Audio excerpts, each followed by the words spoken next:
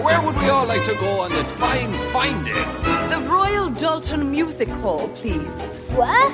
What's that? We're on the brink of an adventure, children. Don't spoil it with too many questions. In the nursery you were never by yourself.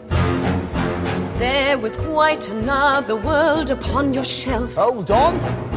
Where each day crowds make their way upon the sun's descent to a mystical, never quite logistical tent. Yes, in this dilly dynamical, simply ceramical Royal Dalton Bowl, there's a cuddly and curious, furry and furious animal watering hole, where the monkeys and hummingbirds know the tunes and the words every beast large and small loves the very top drawer full, always encoreable Royal Dalton Music Hall. Good morning, good afternoon and good evening. Welcome to episode 284 of Film Bastards. As always, my name is Ian Loring, and as always I am joined by Becky Foster, hello everybody. And Matt Foster, hello everybody. Becky's sounding a lot better, glad to hear it. It's very exciting being able to speak again. It's still a bit wobbly, but it's a lot better than it was. Very good, very good. So, it's a bit of a strange show, just because like the time of year between Christmas and New Year, but also we're going to be kind of recording in two bits and then melding stuff together. So I don't really know how the fuck it's going to work, but what we're planning on doing, at least at time of recording this bit, is we got a few reviews. We've got Mary Poppins Returns. We've got Roma. We should have Holmes and Watson, and we're going to take a look at the Netflix original event, Black Mirror Bandersnatch as well, which nobody really for sure knows what it is as we record. Yeah, they've really well kept it under wraps. I mean, I know they said earlier in the year, didn't they, that they were going to do like a choose your own adventure style episode / feature and have it out by the end of the year. So if it isn't this, and it's coming out on the 28th of December, I would be very surprised, but I don't think it's been confirmed as of the time of recording. No, it literally is. It's just kind of appeared, didn't it? I don't think anyone was really even expecting it, were they? No, well, it just kind of came up on Netflix, I think a few weeks ago. If you typed in Bandersnatch, it just came up with like the... what's it called? Like the title card picture thing. Sure. It's like a loading screen, and it didn't have any more information on. It just said something like "we're back" or something like that, or and then the trailer obviously dropped today, and then it lands tomorrow. So, very excited. Yeah, I mean, we'll see. I mean, it looks interesting. I don't think I watched any of the last season of Black Mirror. I watched all the season before, and I don't know. It's just the Brooker's penchant for heaven knows I'm miserable now. Essentially, I started finding it quite wearing, and I know San Junipero was a difference in the season before last, but it's yeah, I don't know. We'll see what happens. I'm kind of interested to see what this is, and especially if it is as choose your own adventure-y as it sounds to be, because quite frankly, it might be that we have completely different experiences of it. Well, absolutely, yeah, and I think what they're saying is that they want people to go back and rewatch it and choose different options and see how it pans out, because they're saying that there's around about 5 hours of footage available with the different choices you can make, and it's a 90-minute runtime, whichever choices you make. So you're looking at 3 to 4 then, different options. Yeah, so it'd be interesting. I'm excited for it, really. Yeah. And you've been saying for a while, and that the Black Mirror episodes, they feel like truncated movies. Like they could be movies, but they're TV shows instead. It's not something I got on with. I mean, hands, told my hands up and say I've only actually watched a handful of episodes of it, and never really been kind of like blown away by any of it. I've enjoyed bits of it. Like you said, with the San Junipero one, I was very much like, fine. San Junipero is very good. It's the only one really that I can think of that has a happy ending. But it's one of those things where it's like, I'm very much of it. It's not that good, though. It's not even the best episode, though. That and the first episode of the last series you really liked, didn't you? The Star Trek episode. Yeah. And I really didn't get on with it. That's with Fat Matt Damon in it, isn't it? It is Jesse Plemons in it. Yeah. That's it. Yeah. Meth Damon. Yeah. No, there's some good episodes. I think, to be fair, most people, if they were honest, would probably say, do you know what, I like most episodes, but there's some I don't get on with, because tonally they're completely different, and they're all bottle episodes essentially, aren't they? They're not. There's no run on, so. No, I don't know. God, maybe I should go back and watch the last season of Black Mirror, because I really liked more than I didn't out of the season before. Because you had Playtest, the one with Wyatt Russell, which was. That's probably my favourite one. Yeah, like that one was fucking balls out sci-fi horror, and the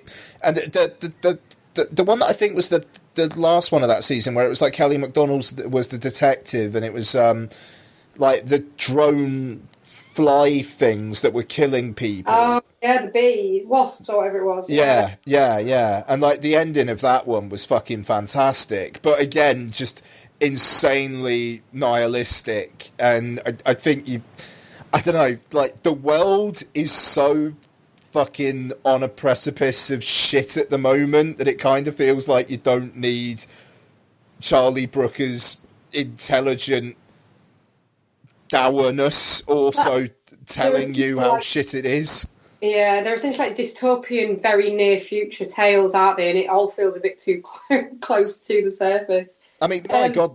I mean, just to say, I mean, the first Black Mirror was all about the Prime Minister fucking a pig. I mean, yeah, that you know, it's weird how that one was prescient. Yeah, absolutely. And to be fair, though, yeah, if you do go back and watch the last episode of the last series is fantastic. Yeah, I should. Oh fuck yeah! All right, I might have to. There's too much stuff. So let's. I mean, fuck all's happened in the film world. So I think there's only really one trailer as well, isn't there? It's a corker, though, isn't it? There was a trailer for the new Leica movie that we saw before Mary Poppins. What was it called again? Missing Link. Yeah. Oh yeah. Yeah. Becky, what did you think of the trailer? It's just fucking ugly, isn't it? And what happened when I watched the trailer? You want to see it, don't you? I laughed an awful lot more than anybody else in the cinema laughed at it, and an awful lot more than I probably should have laughed at it. There is some genuinely funny bits. I just don't know whether I can look at that ugly animation for that one. There was two great bits in it. There was one bit where it said don't mention the chicken, then he straight away mentions the chicken. But what's with the chicken? And there was a bit just before that genuinely made me properly laugh at it. Oh, and there was the trailer for The Kid Who Would Be King. That looks quite good. Yeah, you liked the look of the trailer for The Kid Who Would Be King, didn't you? Yeah. I'm looking forward to that. Yeah, it does look really good. It does look quite funny, actually, that. Yeah, I don't know. That one's going to be a good time. And it's good just to see, like, an original kids film. Like that and Missing Link. It doesn't happen often these days, so fucking good on them. Yeah, no, you're right. You often get sort of more adult-based films that happen to be animations or anything, but they'll try to... Sorry. Sorry, guys. Yeah, but they'll often try to do a little bit more. Yeah. Be interested to see that. It looks good. Nice. So let's talk about it then.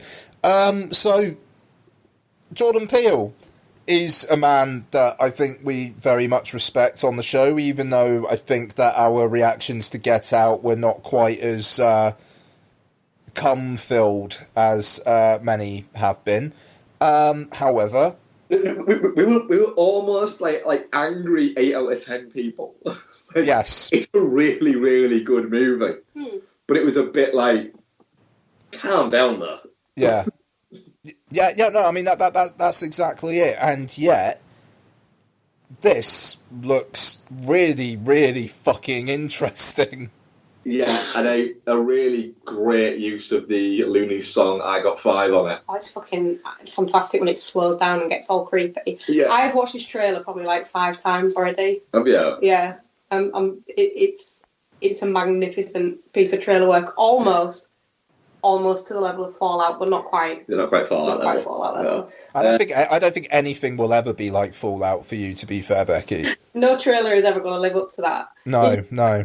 Best trailer for the bestest movie ever, and I'd be like, no Fallout, though, is it? Fallout, is it? Yeah, straight up. Yeah. Right. Give me odds on Fallout trailer winning Best Picture. It should, actually. It's a good shout. That's available on, like, stuff. We should get that. Yeah,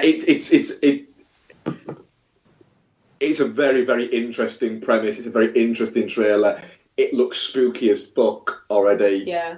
And it very much makes you want to watch it.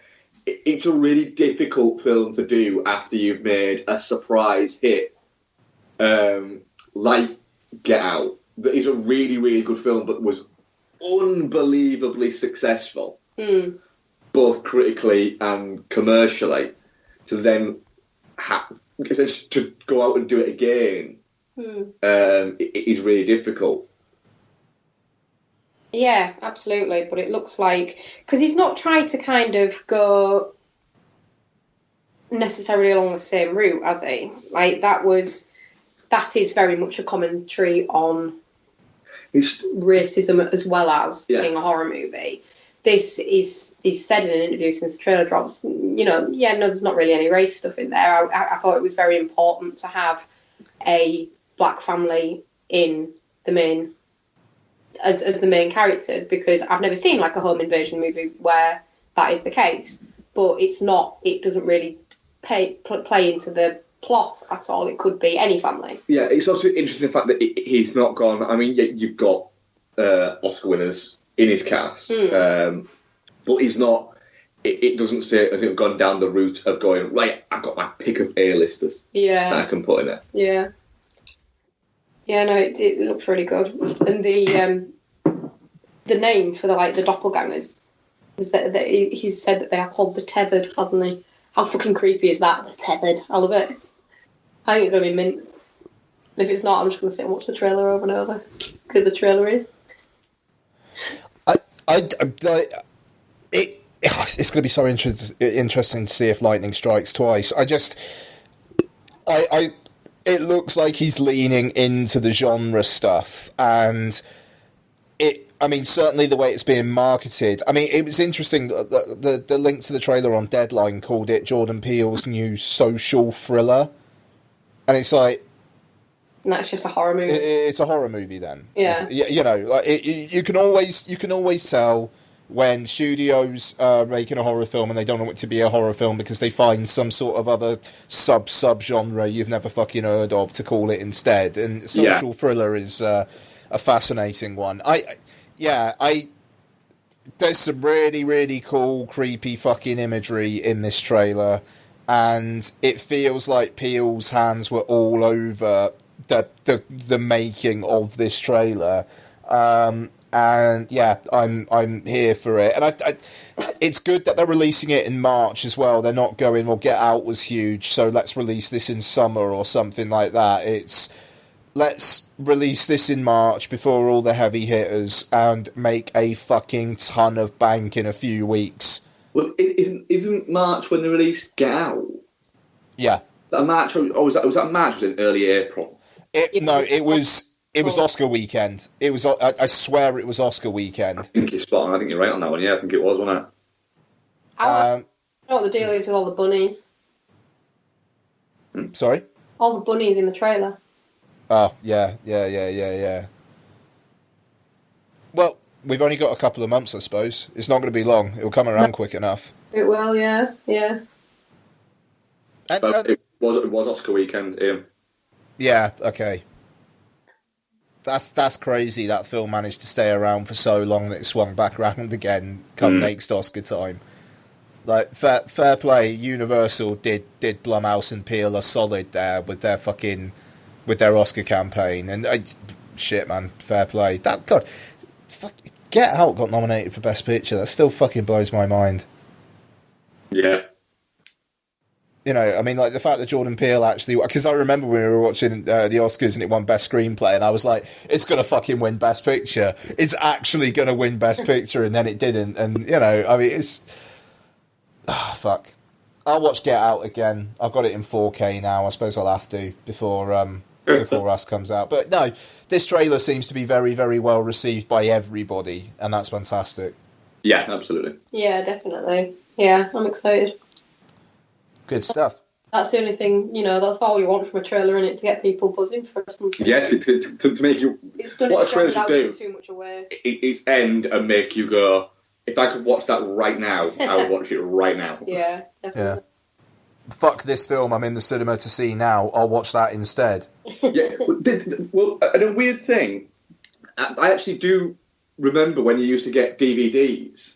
Didn't happen with Blu-rays much, but DVDs it very much did happen with, where they'd have trailers on before them. And we a few times literally would be sat, finally pick a fucking movie, put it in on the DVD. And even if you could skip by them, we used to watch the trailers, didn't we, all the time? Part of the experience. Part of the experience. And then Change my mind. go, ooh, actually, do you fancy watching that instead? Yeah. Because a trailer had come on for something. I think literally we watched every single film that was on the trailer for Syriana before we actually watched Syriana. Nice. Because like, oh, do I fancy watching this bleak as fuck movie that is very good, but is bleak as fuck, or do I fancy watching The Departed again? Clearly The Departed. Yeah. Every time. Every time. Okay, cool. So let's do Roma first. I am fucking fascinated to hear the words that are about to come out of Mark's mouth. Directed by and Becky's, but Mark has less respect for things.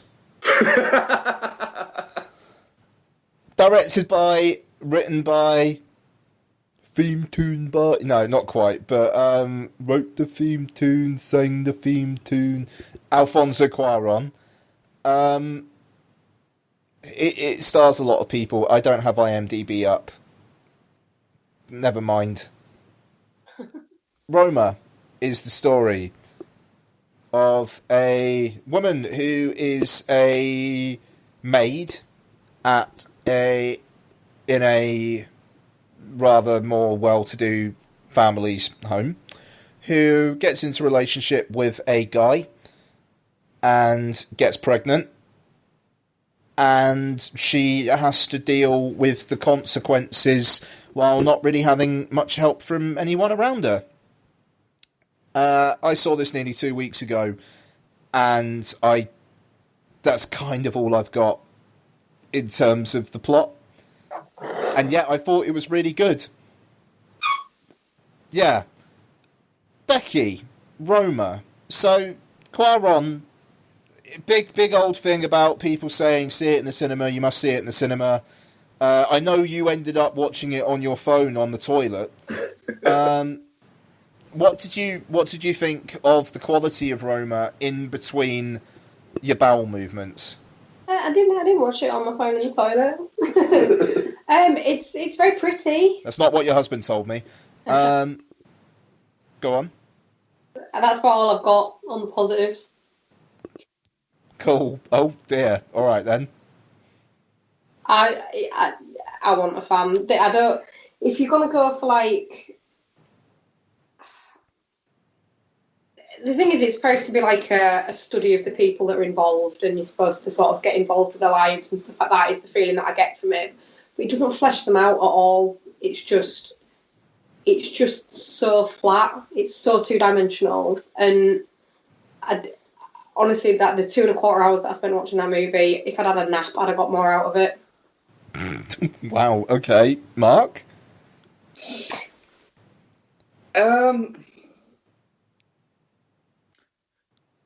A lot of people have kind of said about it, and I think Alfonso Cuarón's actually been even a little bit snippy himself about the fact that it's on Netflix.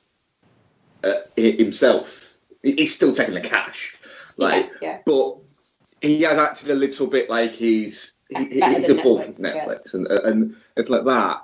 And I think that maybe that has given the film a little bit more grace. I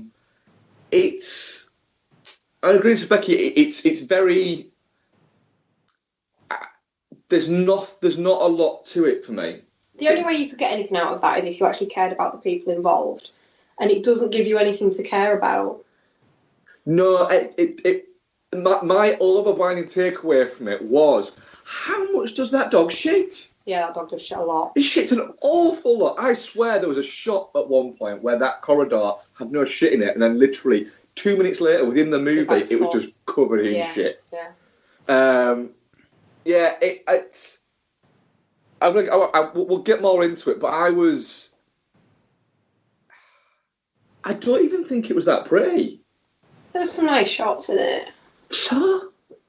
Well, yeah, but there's some nice shots in fucking adverts. Well, yeah. It wasn't that nicely. Nice. Did he direct? Was it DOP himself on this? Yeah. Yeah. Yeah. Because usually he uses Mario Look the Beats, doesn't he? Chivo. Is that? Yeah. Yeah. They call him Chivo. Yeah, he was double booked. Was he double booked? Yeah. I always have a bit of an issue with an aesthetic where you decide to do it in black and white. If there's no reason for it. And I don't know his reason for it, so I haven't looked for it. But I didn't get an idea of the reason for it, except that I think he wanted to add gravitas to it, which is a lot of the time. That's why Scorsese shot Raging Bull in black and white, because he wanted to add gravitas to something that he didn't think had that much gravitas. But yeah, I really struggled to get on with it. I don't see what the point in it was.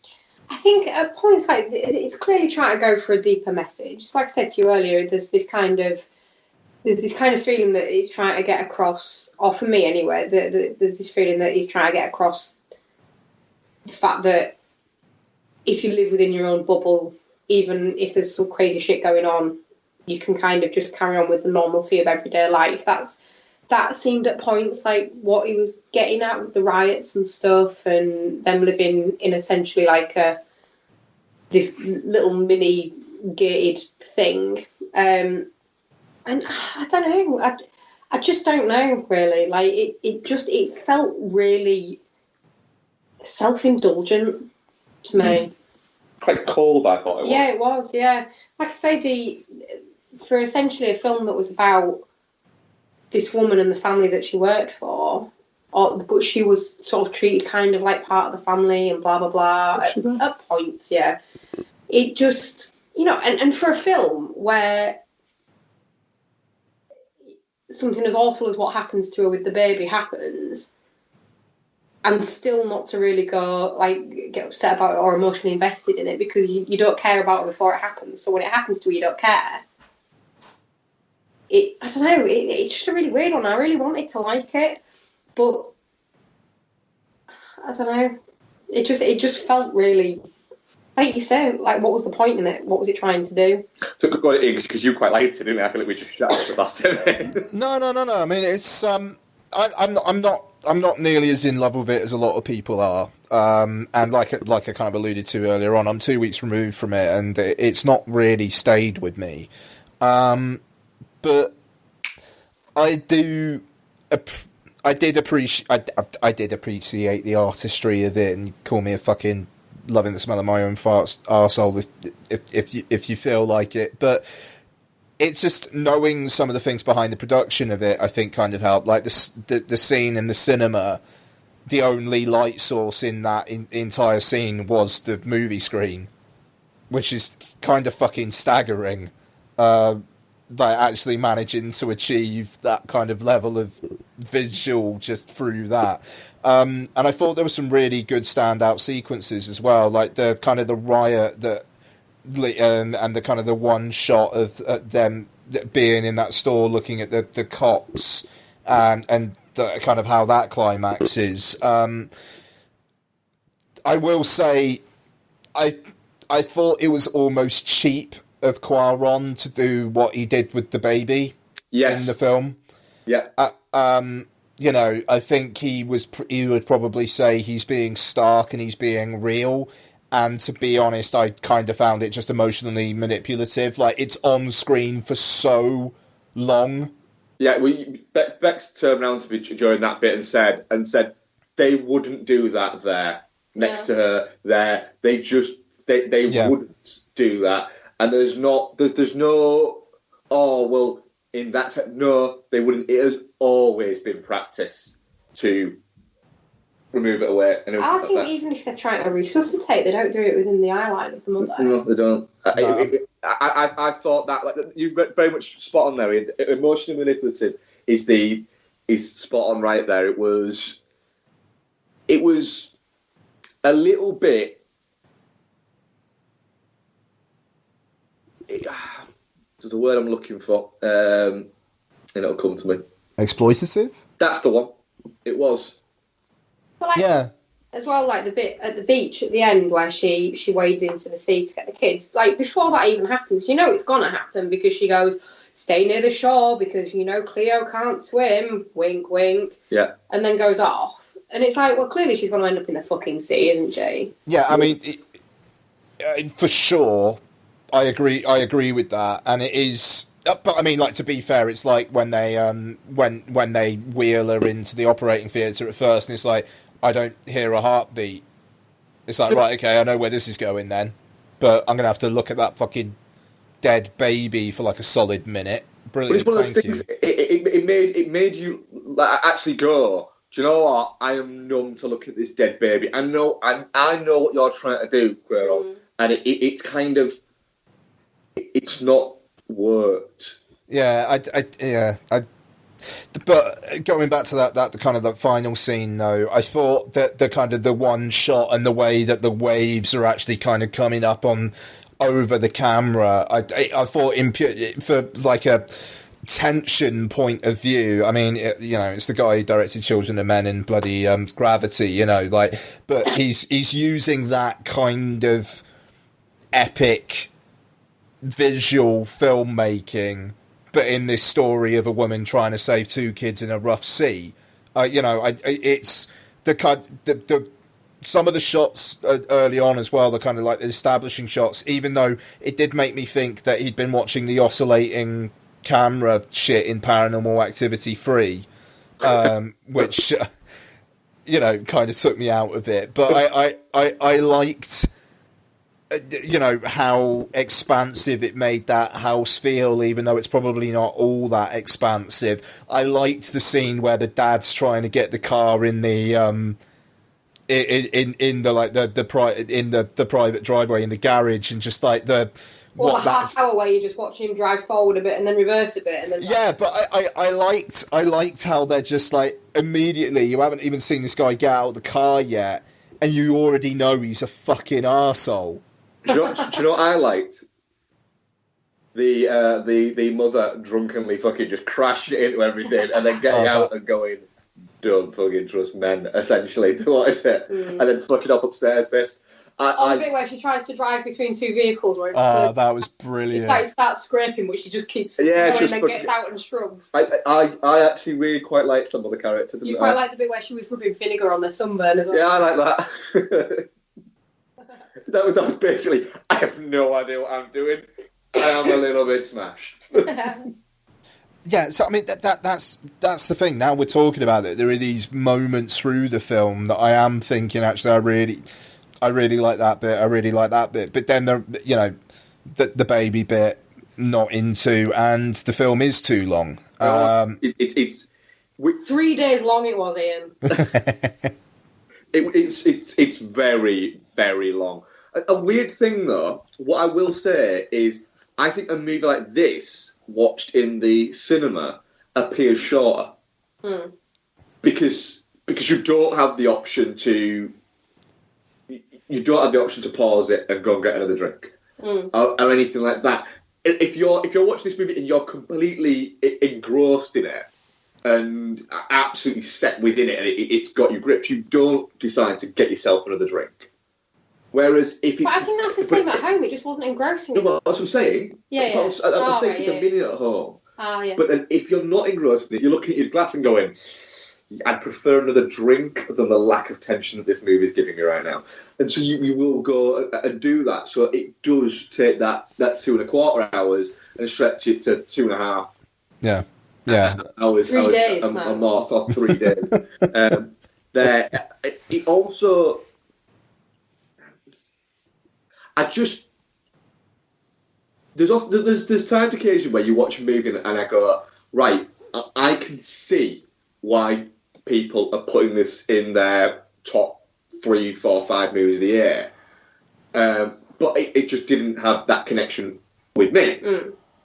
I genuinely don't with this. Other than it's in black and white, it's directed by Alfonso Cuarón, and it's subtitled. So that they are the only reason where it is people looking at it. Bang, people might have liked it more than me, anything like that. I don't know. I'd like somebody who because you enjoyed it clearly more than myself and Becky did, Ian. But somebody who has got it in number 1, number 2 of their year, I'd like them to not tell me why it's above other films, but tell me what they loved about it and what they got out of it.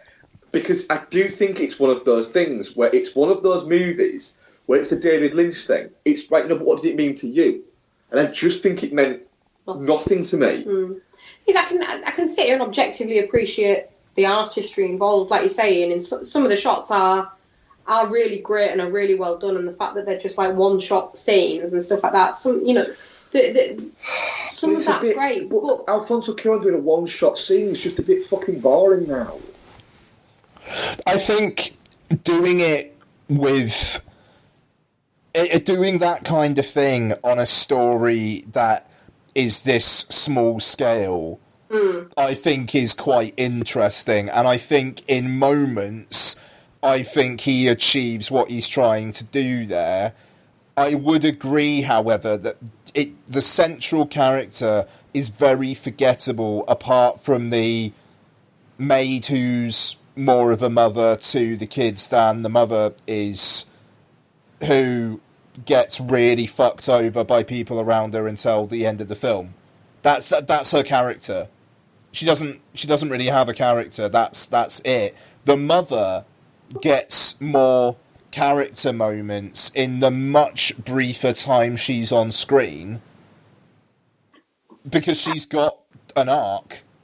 Yeah. Like, I mean, literally, aside from getting pregnant and losing a baby, I mean, horrifically, but that's not a character arc. That's things that happen to a character. Yeah. I said this to you, didn't I, about that? That exact thing. I said my issue with it is nobody has an arc.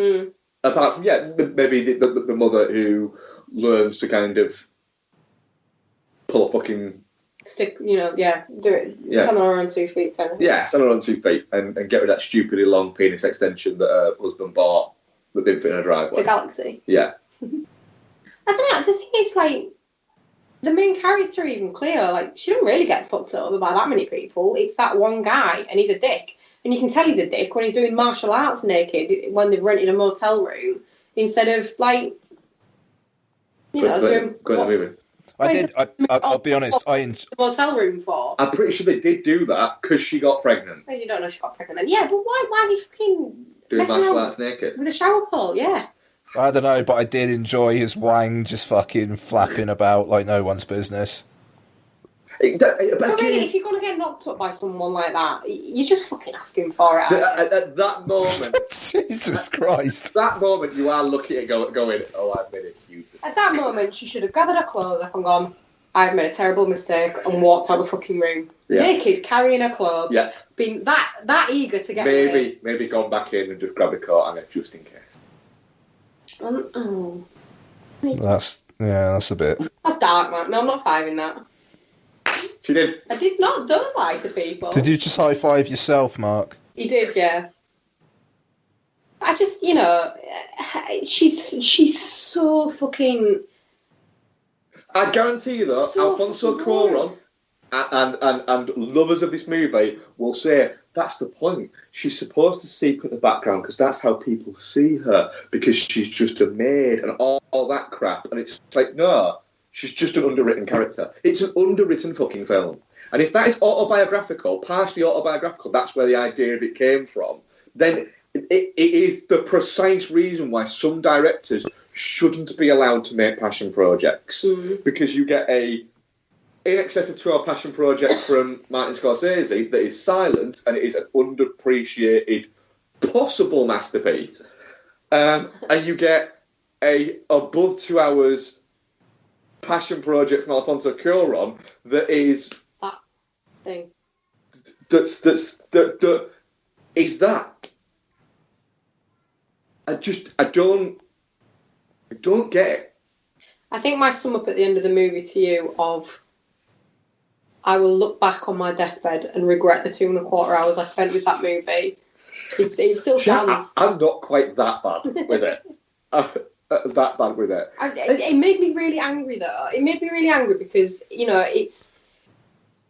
Maybe it's because it's a time of year when time is at a premium. And I feel like I could have used that time better today. Napping. Anyway, I'm not saying, I wouldn't sit here and say it's a bad film. Because there are good bits in it of film making.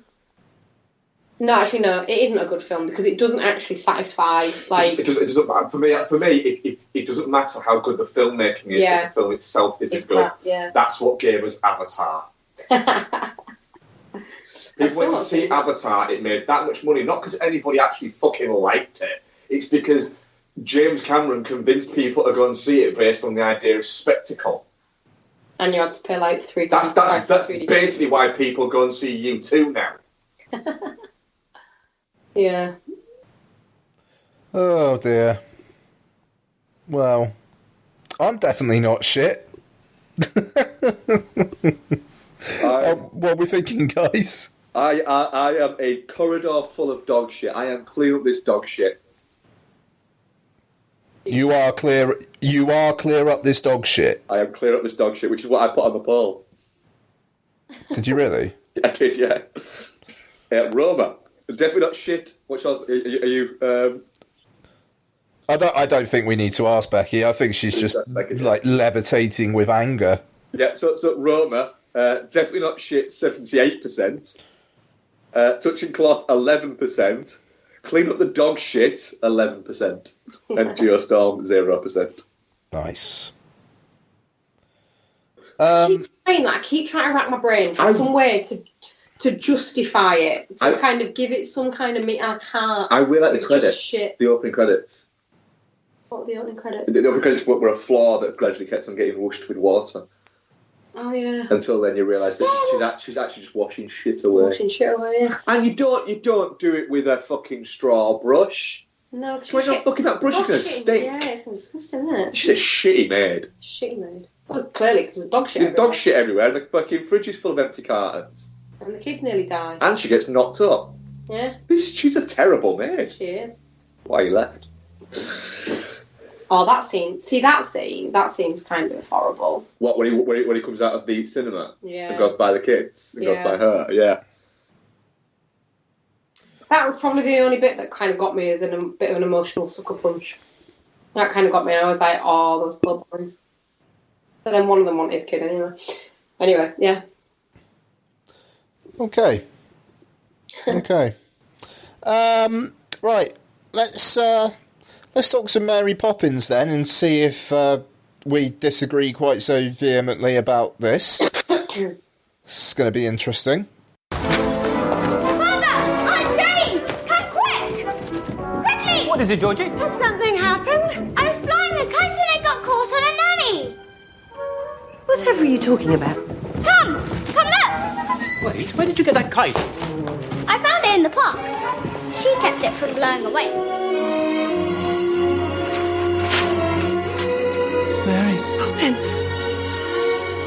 Close your mouth, please, Michael. We are still not a codfish. Jane Banks. Still rather inclined to giggle, I see. Good heavens. It really is you. You seem hardly to have aged at all. Really? How incredibly rude. One never discusses a woman's age, Michael. Would have hoped I taught you better. I'm sorry, I didn't... You came back. I thought we'd never see you again. It is wonderful to see you. Yes, it is, isn't it?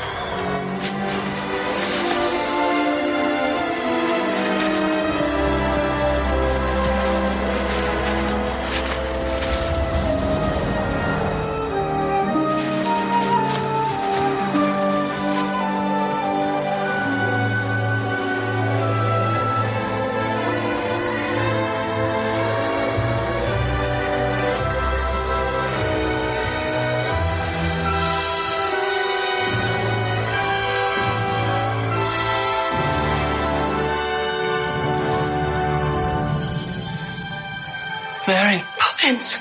it is wonderful to see you. Yes, it is, isn't it?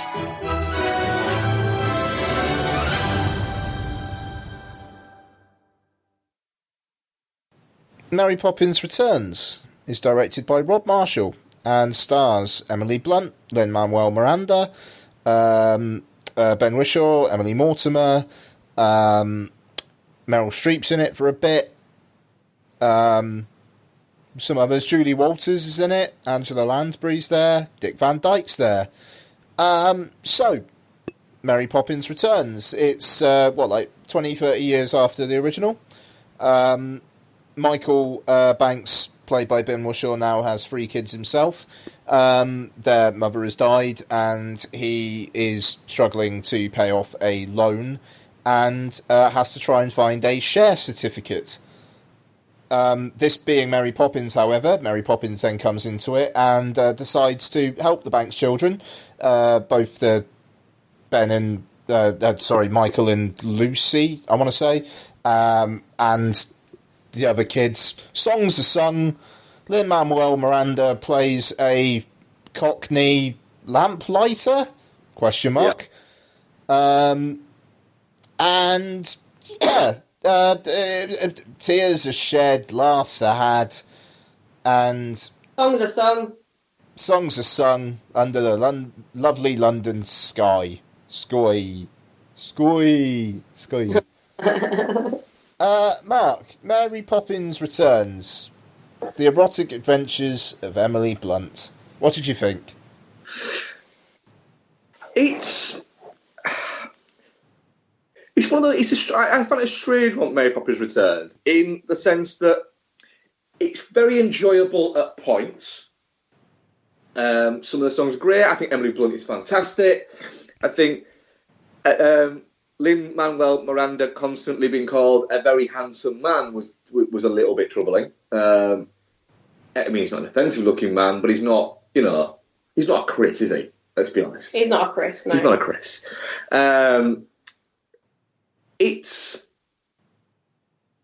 I'm fine with it.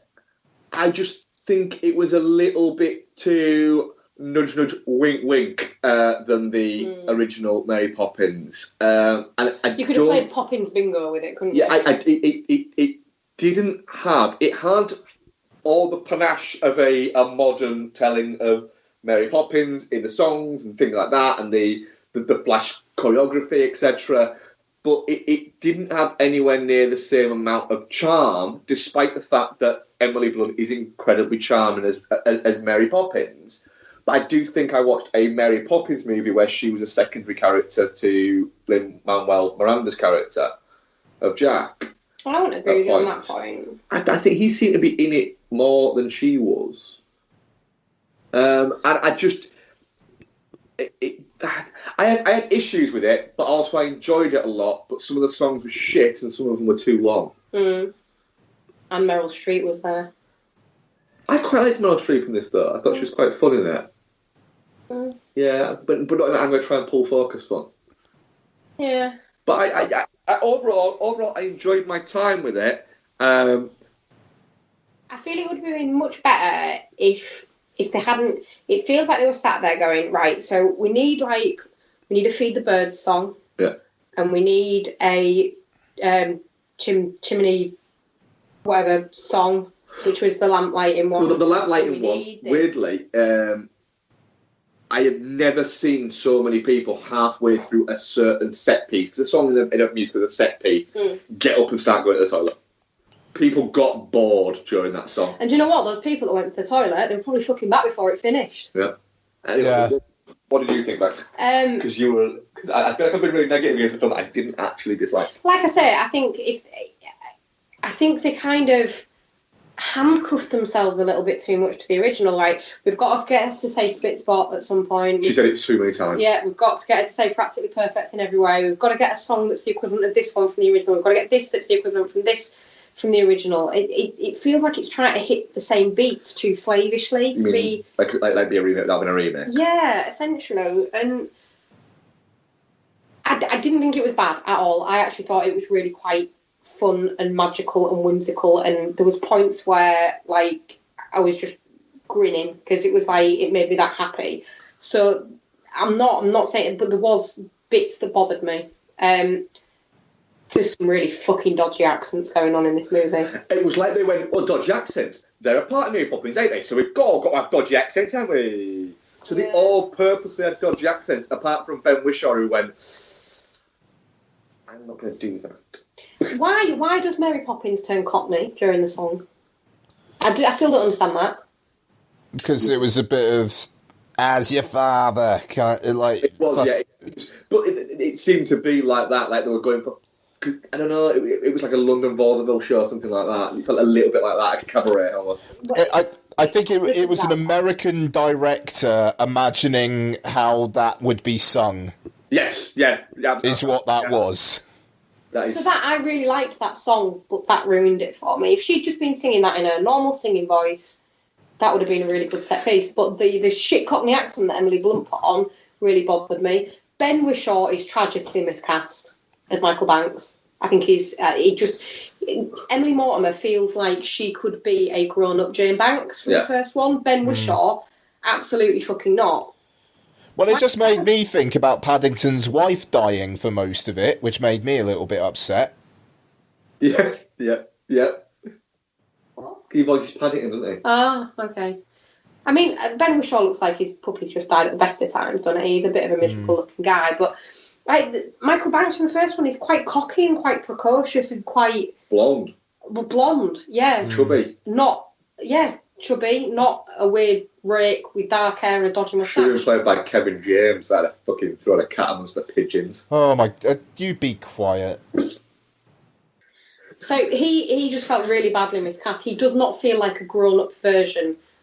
There's a whole different fucking version of this movie playing in my head right now, where Michael Banks is Kevin James and Lin-Manuel Miranda is Adam Sandler, and all the songs have been written by Adam Sandler.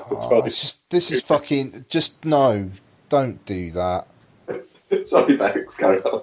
I can't remember where I was now you interrupted me. At least there's a point to my interruption. But yeah, reservations about it aside, I still did really, really enjoy it. The animated sequence was beautiful. I loved it. Loved that bit. I feel like it could have been better. I feel like they've shackled themselves a little bit, and it could have been a better movie if they hadn't. Yeah. I mean, I really enjoyed it. It worked for me well. I'm not going to say I prefer it to the original because I don't. The songs are an issue. Imagine that song I quite liked, but more for the visuals than anything else. I liked the cover is not a book, to be honest. It's not the book, to be honest. I like the bit where Lin-Manuel Miranda just suddenly started kind of pseudo-rapping. Oh, well, that, yeah, I did, because that's Lin-Manuel Miranda's thing. That he does that essentially word poetry is what it is. Yeah. It's a combination of that appears like rapping. So that's the thing that sets him apart from other Broadway personalities. Well, that's the thing that from what I understand, is what was one of the hooks that Hamilton has. Is that? So I like the fact that we got to see him showing off a little bit, rather than it just being right. What have you got? Because there's a lot of people who are prettier than you who could be doing this. What have you got? And then he shows you what you've got. And I really like that about that sequence. Yeah, but you only get, maybe a minute of it. Yeah, I mean, I would have taken much more of that and less of Trip the Light Fantastic. Oh, God, yeah. And yeah, I mean, you're right, that sequence does go on for so long. Because you've got the whole bit where he's leading them through the mist. Yeah. And then it's the lamplighters, and it's almost like they've put two songs into one sequence or something. Yeah, you're right, that does go on for fucking ages. Why lots of the lamplighters BMX bikers? That put me off as well. Like the little jumps they do. And then suddenly they're twisting it around like BMX. Yeah, no, that's... It's just anachronistic, and that's the kind of thing that will age the film badly. Yeah. You know, I mean, the hand-drawn animation feels very much of the piece with the original. That just looks like you're trying to be down with the kids. And it's... when it comes to the X Games for a few minutes. Yes, yeah. Yeah. Where Rob Marshall horribly tries to swap out standard bikes for BMXs, but then every shot of them, they're clearly on BMXs. But then every close-up, they're not. Yeah. I mean, it's interesting, because I know Brad replied to the poll saying that, like, he almost, I'm paraphrasing him, but he like, kind of feels like he's taking crazy pills, in that he really, really disliked it and thought it was, like, genuinely poor filmmaking. And I think in sequences like that, he's got a point. Yeah. You know, it's like they realised they fucked up, so they just made it really dark. Yeah. Yeah. Yeah. So yeah, it's ironic because they're lamplighters. Well, quite. Yeah, they should be doing BMX trips, lighting the lamps at the same time. But I mean, I thought Emily Blunt was great. Her gaslighting of the children never got old. Yeah, like it just that she does that in the first one. But the way she does it, she does it in a very deadpannery and a very dismissive way. Yeah, it's the dismissive thing about it, and I like how vain she is. It's like she's the same character, but she is different. Yeah, it is like she's the same character, but a little bit more of a dick. Yeah, I mean that's the thing. She is a bit of a dick, and I really enjoyed that. Just the way she's always looking at herself in the fucking mirror. Yeah, I know that. She looks at her reflection an awful lot. I don't know. I was into that. And Mary Poppins, who looks at herself and thinks, "Yeah, I'm fucking awesome." You know, I do magic and shit, and I look good. Yeah, and just I mean I did like as well that at the end there's no like teary goodbye or anything. She just fucks off. She literally, yeah, she just goes. She doesn't get the final say of the movie. And this is what I mean. It felt a little bit like a Mary Poppins movie where Mary Poppins wasn't the central character. No. I mean, yeah. I mean, that's the thing. She's not. It's got to be a good 25 minutes before she shows up. And there are entire sequences that kind of play out with her as a peripheral character. And, I mean, she is there to guide the kids and to kind of provoke these life lessons being learnt. But she's more a catalyst for things to happen. When you were saying earlier on about Lin-Manuel Miranda being in it more, I think he's kind of centre stage more often than she is. Yeah. But I think her screen time is probably more. But there is that, I mean, there's the bit towards the end where he gets all the lamplighters to the Learys or whatever they call to help him out with the turning back time. The ladder thing, yeah. And then she's kind of in the background until she's in the foreground, basically, and it's. I don't know. It was weird that it's you're expecting it to be really front and centre Mary Poppins, and it's not. But then again, the story isn't about her; it's about these other characters. So I suppose it does make sense. Yeah. Was I the only one that watched that scene with the Big Ben thing, and then went, hang on a second, she can fly. If she could do that the whole fucking time, why did she just put all these men's lives at risk climbing up on fucking ladders? Because she likes watching sweaty men. Yeah, she's a bit of a dick and was going, at some point, I'm going to save the day. If she just got up there and gone, yeah, she can fly, can't she? Fair enough. But if she waits till the moment where she can save everybody, it's a bit like, do you know what? I'll have to do everything then, won't I? I mean, that's the thing. It's like when the kids are saying, like, Colin Firth's trying to fuck you over and she's just silent. It's like, why doesn't she come in and say then? And, it's... Even though, then again, with Lin-Manuel Miranda, she's not trying to teach him a life lesson. She's basically trying to get him to fuck Emily Mortimer. Yeah. So, maybe... There should have been a shot of Emily Mortimer looking at Lin-Manuel Miranda and going, yeah, all right then. Yeah. And then it would have been like, okay, cool. She was just basically playing like Street Mate.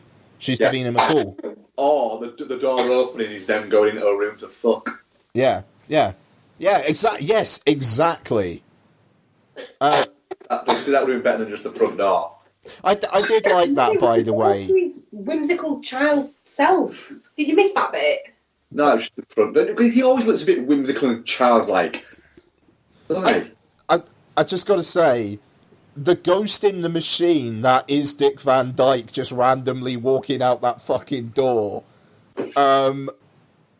made me laugh very, very hard. I love how fucking random that is. It's just like, right, has he just been there the entire time, just in a cupboard or something? Yeah.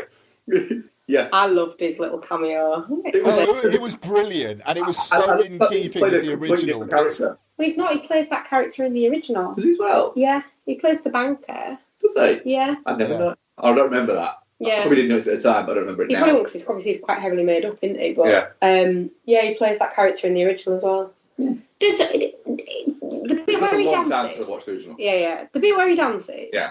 It's actually him dancing. Yeah, it's him dancing. Fucking spry, isn't he, for his age? That's the whole thing. Is that he still does it. His whole thing is he loves it and he'll never stop. Oh. No, I love that bit. That was one of the bits that I grinned at. Absolutely, yeah, no, absolutely. I mean, it just, I don't know, it seems like we all liked it to varying degrees. I don't know, I don't think, it's not going to be as timeless. Oh, God, no.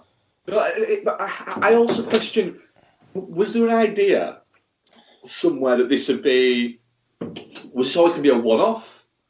Or is it an idea to have another couple? It's just, where else does it go now? You actually keep on coming back to the Banks family for different fucking things. The estate are very, very, very protective of it. Like, to be honest, I think rather like when Travers sold the rights to Mary Poppins in the first place, I kind of think it's basically because they do kind of need the money a little bit now. Hence, you had Saving Mr. Banks a few years back as well. I kind of feel like this is... I don't think they're going to be starting the MPCU. Is that right? Yeah. Yeah.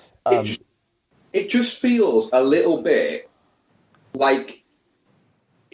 Nobody was clamouring for a new Mary Poppins film. Everyone thought they might try and remake it at some point, etc. But then they came out very big and went, we're doing a new Mary Poppins. And it's a little bit like, if this is it, and this is it, there's going to have been two Mary Poppins movies for the foreseeable future, Mary Poppins and Mary Poppins Returns. There is a small amount of me that goes, Is that it then?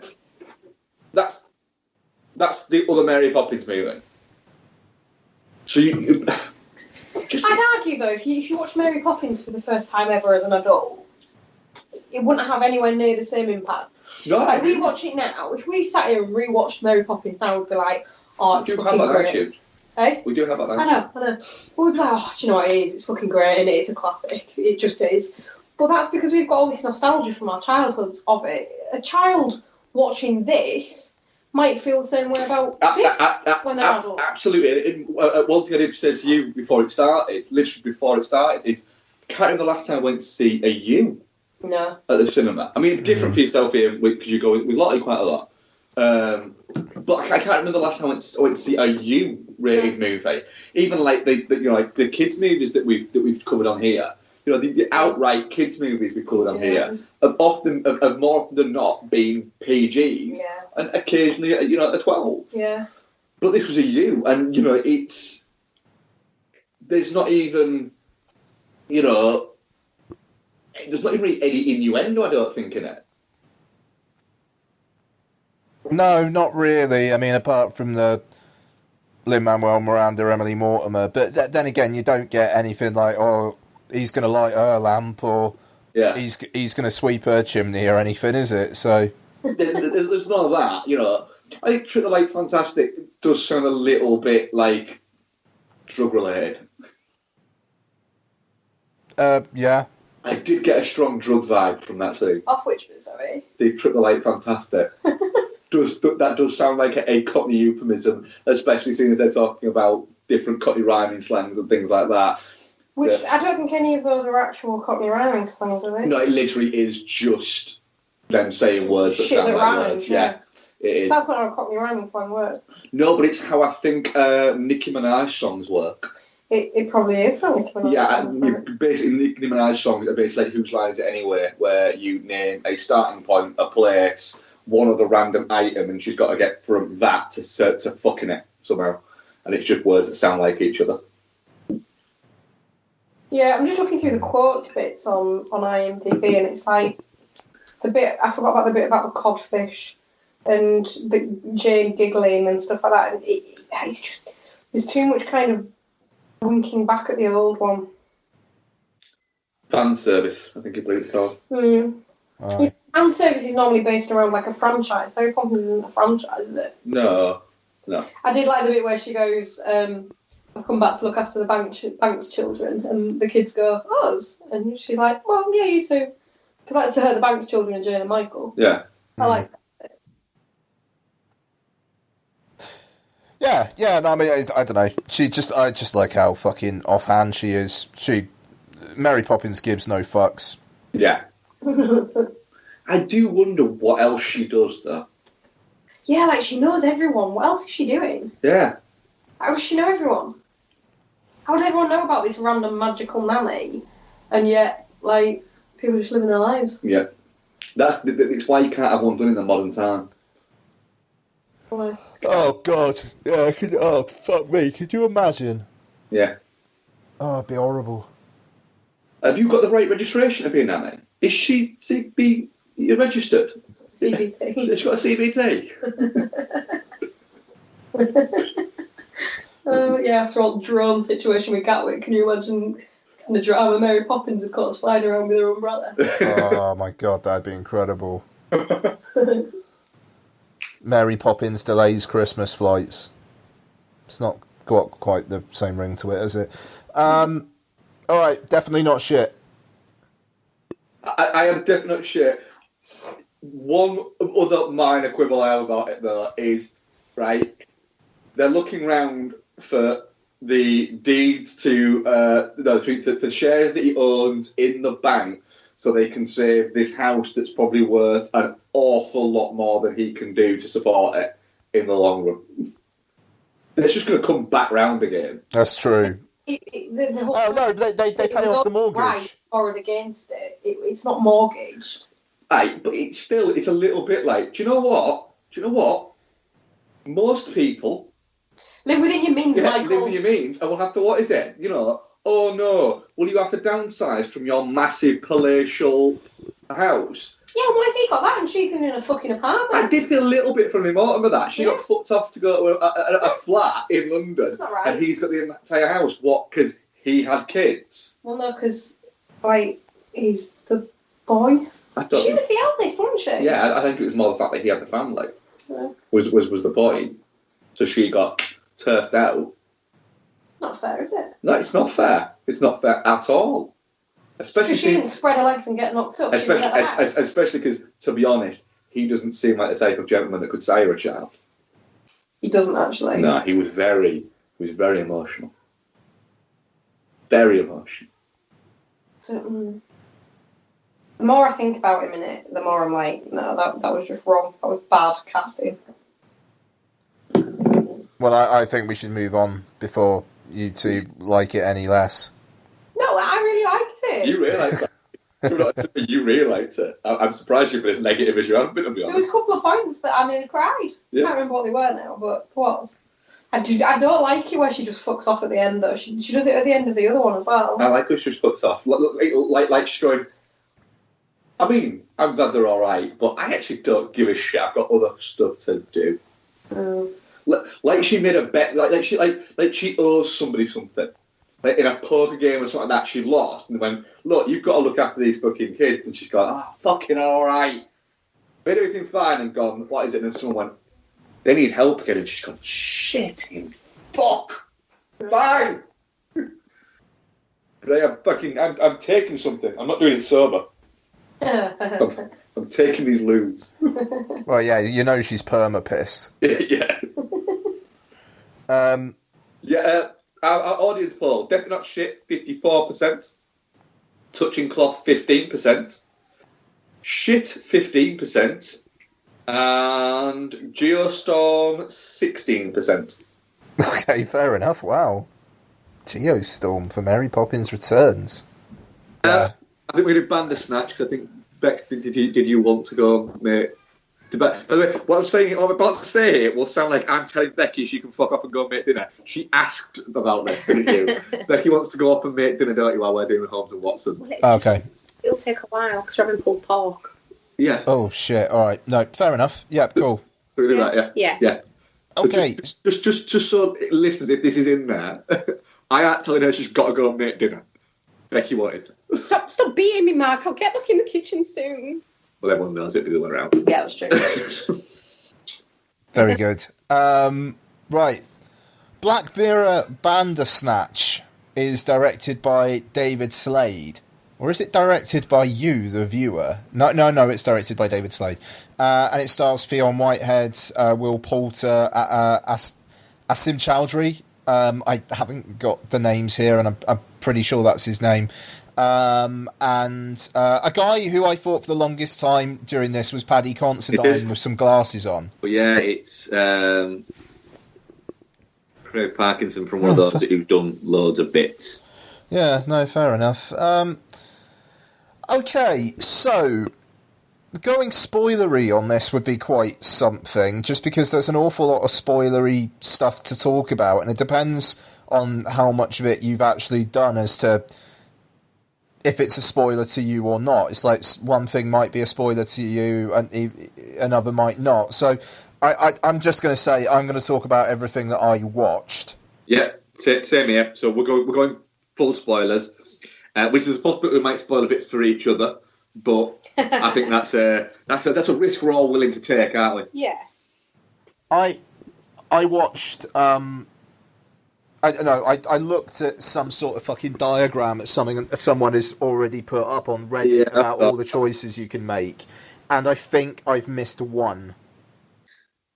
I haven't looked at it just because I don't want there to be something there that maybe I didn't want to see or anything like that. So yeah, I like the one that I missed. I don't think was particularly groundbreaking, to be fair. So yeah, okay, right. So story is Fionn Whitehead plays Stefan, a kind of wannabe video game programmer who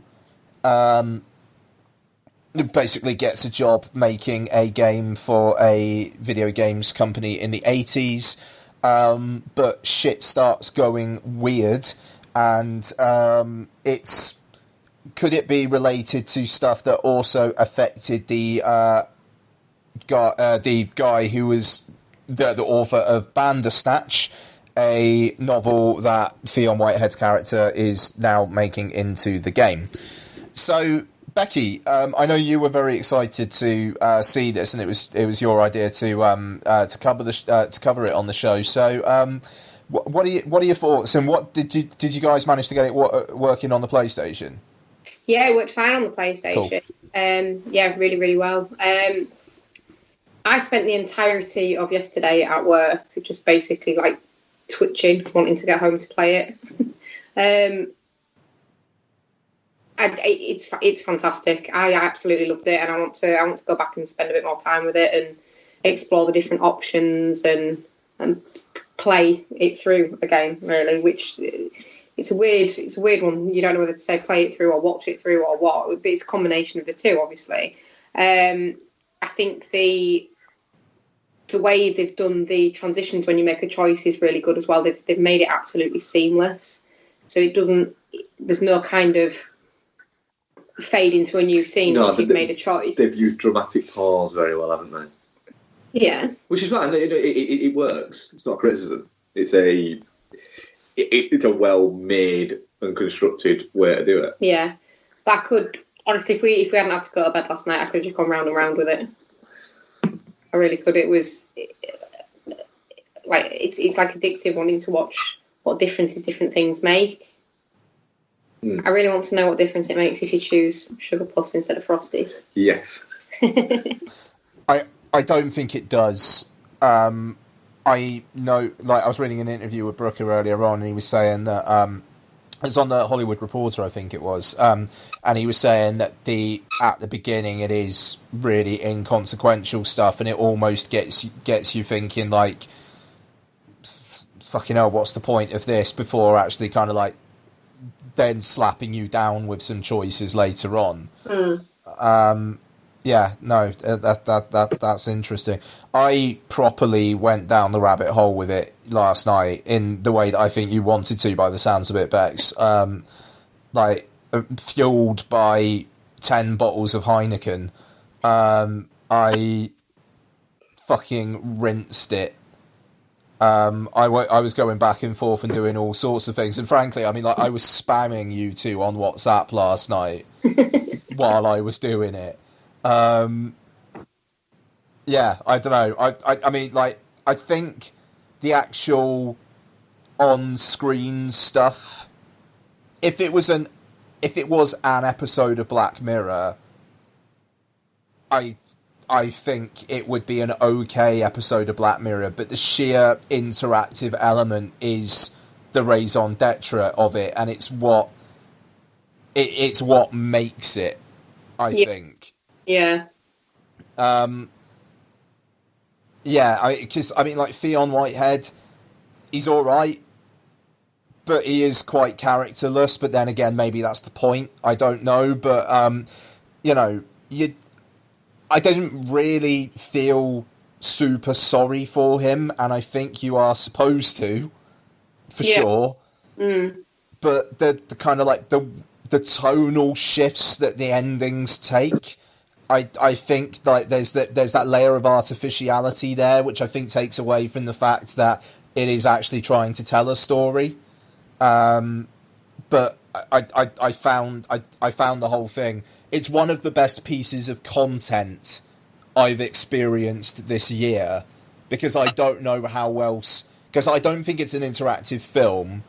I think it's close to an interactive TV episode that happens to be very long. But, yeah, but it's not a game either. But I think it's closer to a game than a TV show than it is a film, but it's none of those things. Yeah, it's a bit of a crossbreed, isn't it? Yeah. So, Mark, I mean, I'm fascinated to know what you thought of this, because I was thinking this could be the kind of thing that would set your fucking teeth on edge. I'll say this: I'm not as into it as you two, in a sense that I did get to a slight point where I did start to think, do you know what? Just a little bit of finish the damn story.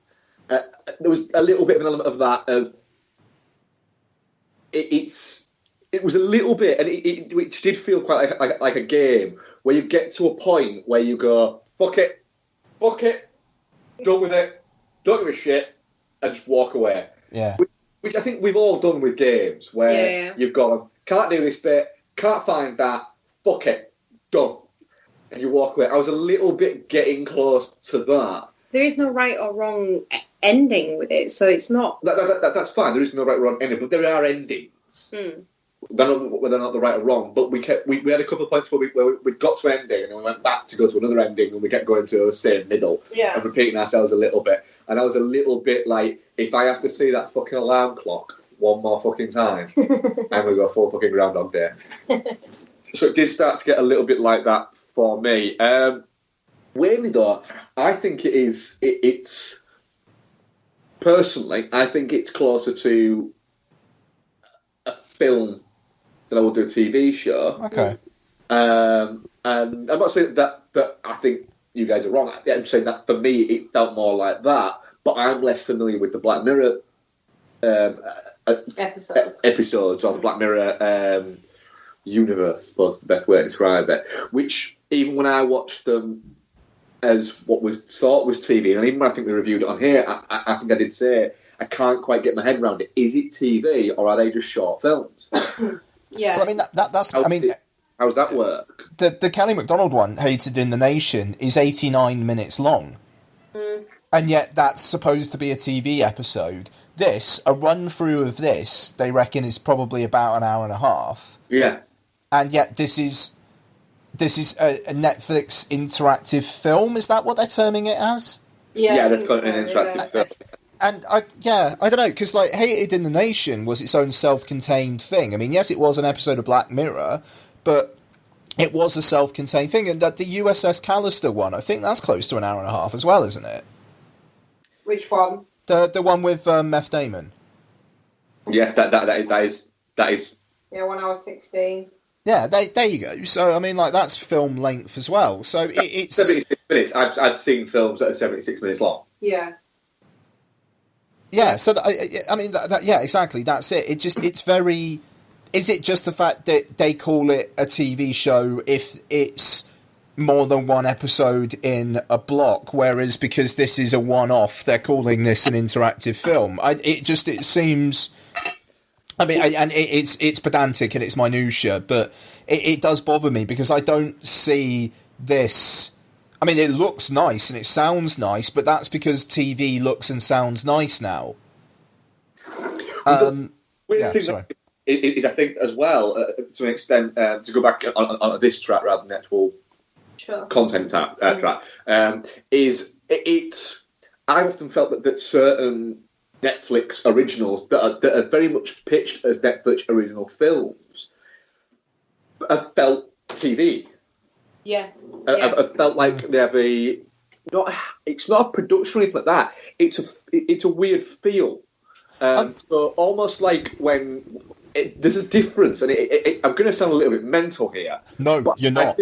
I do think I'm right in a sense that it is different. I think watching a film on a television channel, and I don't mean like on a movie channel. So if you're watching something on ITV2 or BBC2 and it's a film, for some reason that it might be different for different generations, it does feel different to watching it, and maybe it's to do with subtle changes in frame rates and the way that things like that work. You don't want to bring up bloody frame rates. It could be those kind of little subtle differences, the fact that TV moves at slightly different frame rates, etc. It could be that, but it also I often feel that a lot of the Netflix originals kind of feel that like they're films that's edging towards TV, but that could just be because of the increasing quality of TV of the past decade. I don't know. I mean, just to say. I mean, like Jay on the Film Junk podcast a couple of weeks back was talking about how apparently Netflix have some sort of style bible, in terms of the way that things are like color graded and whatnot, and it's like if it's a bigger Netflix film, then they leave that more to like whoever's doing the digital intermediate, and like they don't fuck with that. But if you're one of the like more also ran Netflix films, then you kind of do have to look all the same. And I think it's just because they just want consistency, which is in a way fair enough, but at the same time, let filmmakers color grade films they want to color grade them. Yeah, so in the way that all of the Adam Sandler movies look exactly the same, and they all look like that weird Game Over movie that we watched. And all those little middle-run comedy films all look exactly the fucking same. Yeah. Yeah, no, exactly. But, I mean, I suppose getting away from the is it a film, is it a TV show? I mean, I've got to say, I think one of my moments of the year is going to be the Who's Watching Me, and then you can pick from either Netflix or that symbol. The symbol, yeah. Like the gate, I think it's called, isn't it? Yeah, yeah. And then the whole what happens when you go with Netflix. Yeah. I love the fact that it's the Netflix logo as well. It literally is. Same Netflix. It's the Netflix logo. It's so very much Netflix that. Yeah. It's like, oh, we're going to write Netflix. No, you're not. Put fucking Netflix. and why shouldn't they? I mean, it's a fucking ballsy, audacious, weird fucking moment of just what am I watching? Yeah. And like the whole like trying to explain Netflix to someone in the 80s, and them just going like, I don't know what you're talking about, I don't understand. And you like, because I showed it to Donna this morning, and she was like, well, he's not going to understand that. And then he said that straight away, and she was like, oh shit, right, okay, that's really clever. Just the fight scene in the psychiatrist's office is just incredible. Yeah, it's such a. Well, it's mental essentially that this is like the Black Mirror Bandersnatch thing is it's a test. It quite literally is. Yeah. They're testing whether or not you can do these interactive things because they want to make more shows, but they want to make more kids-themed shows. They want to make educational shows, etc., that are interactive. And Netflix want to go down that route. And the first thing they've done it with is essentially almost like a semi-social commentary. Really, really ridiculously clever. I mean, I know the idea was initially, I was reading an interview with Charlie Brooker, and the idea was put to them by Netflix. Yeah. Their idea to do it. They just said, we want you to make an interactive film, and they were like, no. And then went away and came up with this story, and were like, oh, for fuck's sake, well, that fits that interactive film bullshit idea they wanted us to do, doesn't it? We're going to have to do it now. So, yeah. But the amount of work that it sounds like has gone into it is immense. Oh, no, I mean, it just, jaw-dropping, and, like, the technology as well, and, I mean, obviously that's led to people saying, like, so it's a Netflix thing that I can't actually watch because I haven't got the right app on my TV and whatnot, and, the fact that Apple TV can't do this is very odd to me. I mean, I'm assuming there'll be some sort of update at some point, but there are games and things on Apple TV. It doesn't, and like the Apple TV box is quite a powerful little box. Does it seem like the sort of thing where Netflix, I don't know, something as simple as Netflix have done it, have sent the file over to Apple, and Apple have gone, and Apple uploaded it, and they've gone, cool, and Apple gone, it don't work. And what do you mean it don't work? It should have what is it gone? We don't have that file format. And they're going, what, there's different fucking file formats? What? And then quickly somebody at Netflix is quickly trying to look for a fucking free download of Freemaker or something. And going, well, I am not paying fucking $7.99 a month. No, people could just not watch it. What I read was that they couldn't get it ready for launch but it will be available on Apple TV fairly shortly. Yeah, I do think that literally everybody in the tech team at Apple just goes away for Christmas. Yeah. Because you cannot, nothing updates from their App Store or anything like that over Christmas. No, with Apple. It literally, I think a couple of years ago, nothing update automated. The person who left was supposed to click update auto and just forgot and got to the door and went, should I go back? And I've gone, fuck it, no. The Apple Pod's going to be here in a minute to take us to whatever fucking weird bar we're going to. Nice. Yeah, it is odd, really, because, I mean, not that it'll make any difference to Apple, but it feels like they're lagging behind by not having it ready. Because by the time it's ready, everyone will have watched it. Everyone that's interested in watching this will have watched it fucking yesterday. Yeah, the fume that is coming out of some people attacking Netflix for it's just, it's a little bit baffling. It's a little bit like Netflix should just come out and go, look. Shout at Apple. We literally, with this thing, we've made this amazing thing. We can't cover every single machination of smart box, smart TV, and all of those things, because if your smart box is 10 years old, it just might not be able to do it. Ian, have you watched it at all and just not made any choices, just out of interest? I started doing that initially, even though, to be honest, it kind of seems like it just defaults anyway.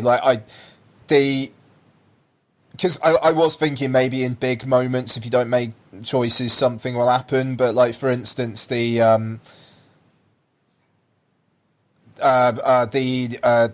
kill dad one, I left, even though, and it was just because I was just like, this is fucking horrible. Like, it actually had an effect on me. I was like, I don't want to make this choice. Like, I'd like to see what their chosen pathway through the story is, because it just it makes a decision for you if you don't choose. I'd like to see what. But that's not. It's not the same every time. It's not the same every time. No. Oh, right. Okay. Is it not? Oh, that's interesting. That could be bollocks, but I did read somewhere that somebody said that's if you want to watch the what is it? Do we just go like that? And I think Charlie Brooker said no. It'll take you on different what is it? It's different times. Right. Yeah, there was a few points where you picked a different option to what I would have picked. I wanted to kill Dad straight away. You did want to kill Dad, and you didn't. No. But it took you 4 goes before you eventually killed him. Yeah, because it kept. And that's because the only option was kill Dad. It's like, I have to kill my fucking dad, I don't want to kill Dad. And yeah, he did kill him with the most 80s of ashtrays you can get. Yeah. There is not a British person alive that was alive in the 80s and can remember it that didn't look at the ashtray and go, I see you, ashtray. Add that one. Yeah, I mean, no, for sure. It did bother me slightly. The one, I think there's only one moment where you only get one choice. Yeah, I can't remember what that was now. It was the no moment with the kid under the, what is it? It was the flashback. The flashback. Oh, yeah. And it basically is known, it's like, that's not actually a choice. Yeah, like, because I didn't say anything to that one as well, because I knew what was going to happen. Yeah. You know, and it's like, that took me out of it slightly. Just in terms of, right, Brooker, you're actually trying to make me feel like shit now, aren't you? Like, okay, I'm sure there'll be plenty of things ahead that will make me feel like shit. You don't have to make me feel like shit about this now. It's just kind of nihilistic, but rubbing your nose in it. It is kind of, that moment was a little bit misery porny for me. The rest of it wasn't, but that moment I thought was a bit too, come on. Yeah, because I don't know, because that would have changed the whole course of it, wouldn't it? They'd have had to do a whole new thread. If he'd gone with her and she'd made the train and she hadn't died, it'd be completely different. But there's a bit later on where he does find where he does find the rabbit thing straight away. Yeah. And she still says, "Oh, I missed it anyway." So why not just do that? Why not have it in? Why not have it as a choice and let people choose? Because yes. I think there's an element of it being, look, you have a choice, but you have no choice in this. Your choice is going to make no difference. I know what Becky means, though. It's like, why not just have the, like, Yes, like the yes or no, and then it leads to the same thing anyway. And then at least that's kind of saying, at least that's saying something there about having no impact on what happens, even though you had a choice. I suppose, though, the argument there could be it is a flashback. You can't change the past. Yeah. Yeah, I mean, from that meta kind of perspective, is that the only choice that choice in speech marks that you do get in that flashback, though? I think so. I think it might be as well, actually. In which case, yeah, that's a really good point. Actually, can I ask as well? Just going back to the Netflix bit, how many different endings did you guys get with the Netflix bit? Oh, I don't know. Two, yeah. Yeah. Like, so the one where he's kind of like screaming about how he and his mates from the future like fucked up their day or whatever, like where he's like being dragged out by his dad. Yes. And then the other one. The other one? I don't know, actually. I think we maybe just assumed that was the only Netflix one. Right. I'm actually not going to say because I don't want to spoil it for you, but it's another separate ending, and I haven't seen it turn up in any of the other things. All right. Go back to that decision where it's fight her or jump out the window or whatever it is. Yeah. And go jump out the window. I'll give that a go, yeah. Okay. Yeah, if it's out. To be honest, I think you'd know what I was talking about if you had done it. It's a different ending, which is quite weirdly eerie as well. So yeah, that's the thing. There's so many different things here. I mean, there's the one ending that actually brings up credits without you having to select watch credits. Yeah, we got that. We got that one, yeah. And I like the fact that happens. Does that mean that's kind of the ending, like the one they're actually thinking they would go for? That's what I thought. That felt like an actual, like it was like you'd won. Yeah. Yeah. Even though you win by murdering your dad, and even though your game gets 5 out of 5 by that guy, doesn't it? Yeah. Yeah. So I suppose you do win because you make a game that's 5 out of 5, but then all the copies get pulled anyway. Yeah. Yeah. Fuck it. It's really, it's interesting, but then again, it's like the whole success of this is, because of all the like different minutiae details and stuff like that. It's not really necessarily about anything on screen. No. Even though, you know, it's just the experience, I think, is a 5-star experience. But weirdly, it's like, I don't think there's a single element of this thing that I would give a 5 out of 5. But just the whole package is. Yeah, definitely. Yeah, I agree with you there. Like what's actually on screen it's not groundbreaking as a story. It's not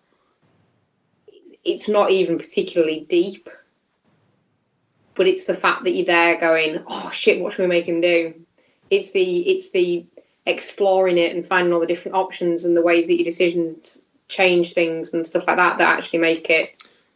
It is, yeah. It's a hell of an experience in the sense of I enjoyed the interactive nature of it. I hope we don't get too flooded with this now. Yeah. I think the sheer technical challenge will stop that from happening. Yeah. I think that'd be prohibitive for a lot of people. You'd hope so. Yeah. Yeah, definitely. I'd watch another one though. Yeah, I'd happily watch another one. What, another Black Mirror one, or? Well, yeah. Just to be fair, the way they're kind of, it's almost like there could be a sequel if they wanted to.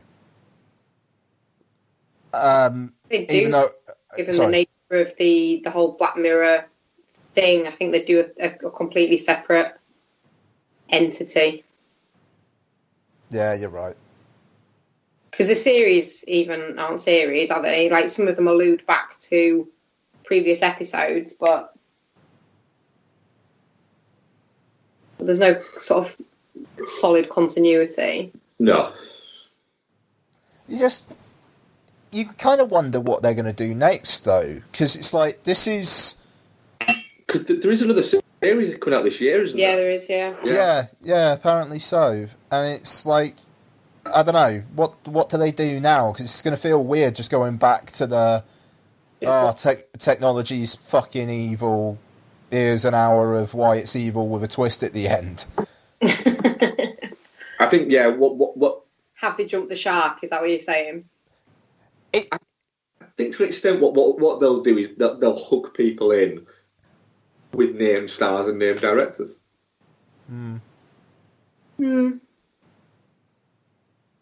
That's what they'll do. Yeah, the story still has to be there. Otherwise it cheapens it. It does, but I could see... Because the other bit of it is, what does Charlie Brooker do next? What does he do next? He, at some point, he's got to make that leap into writing a film.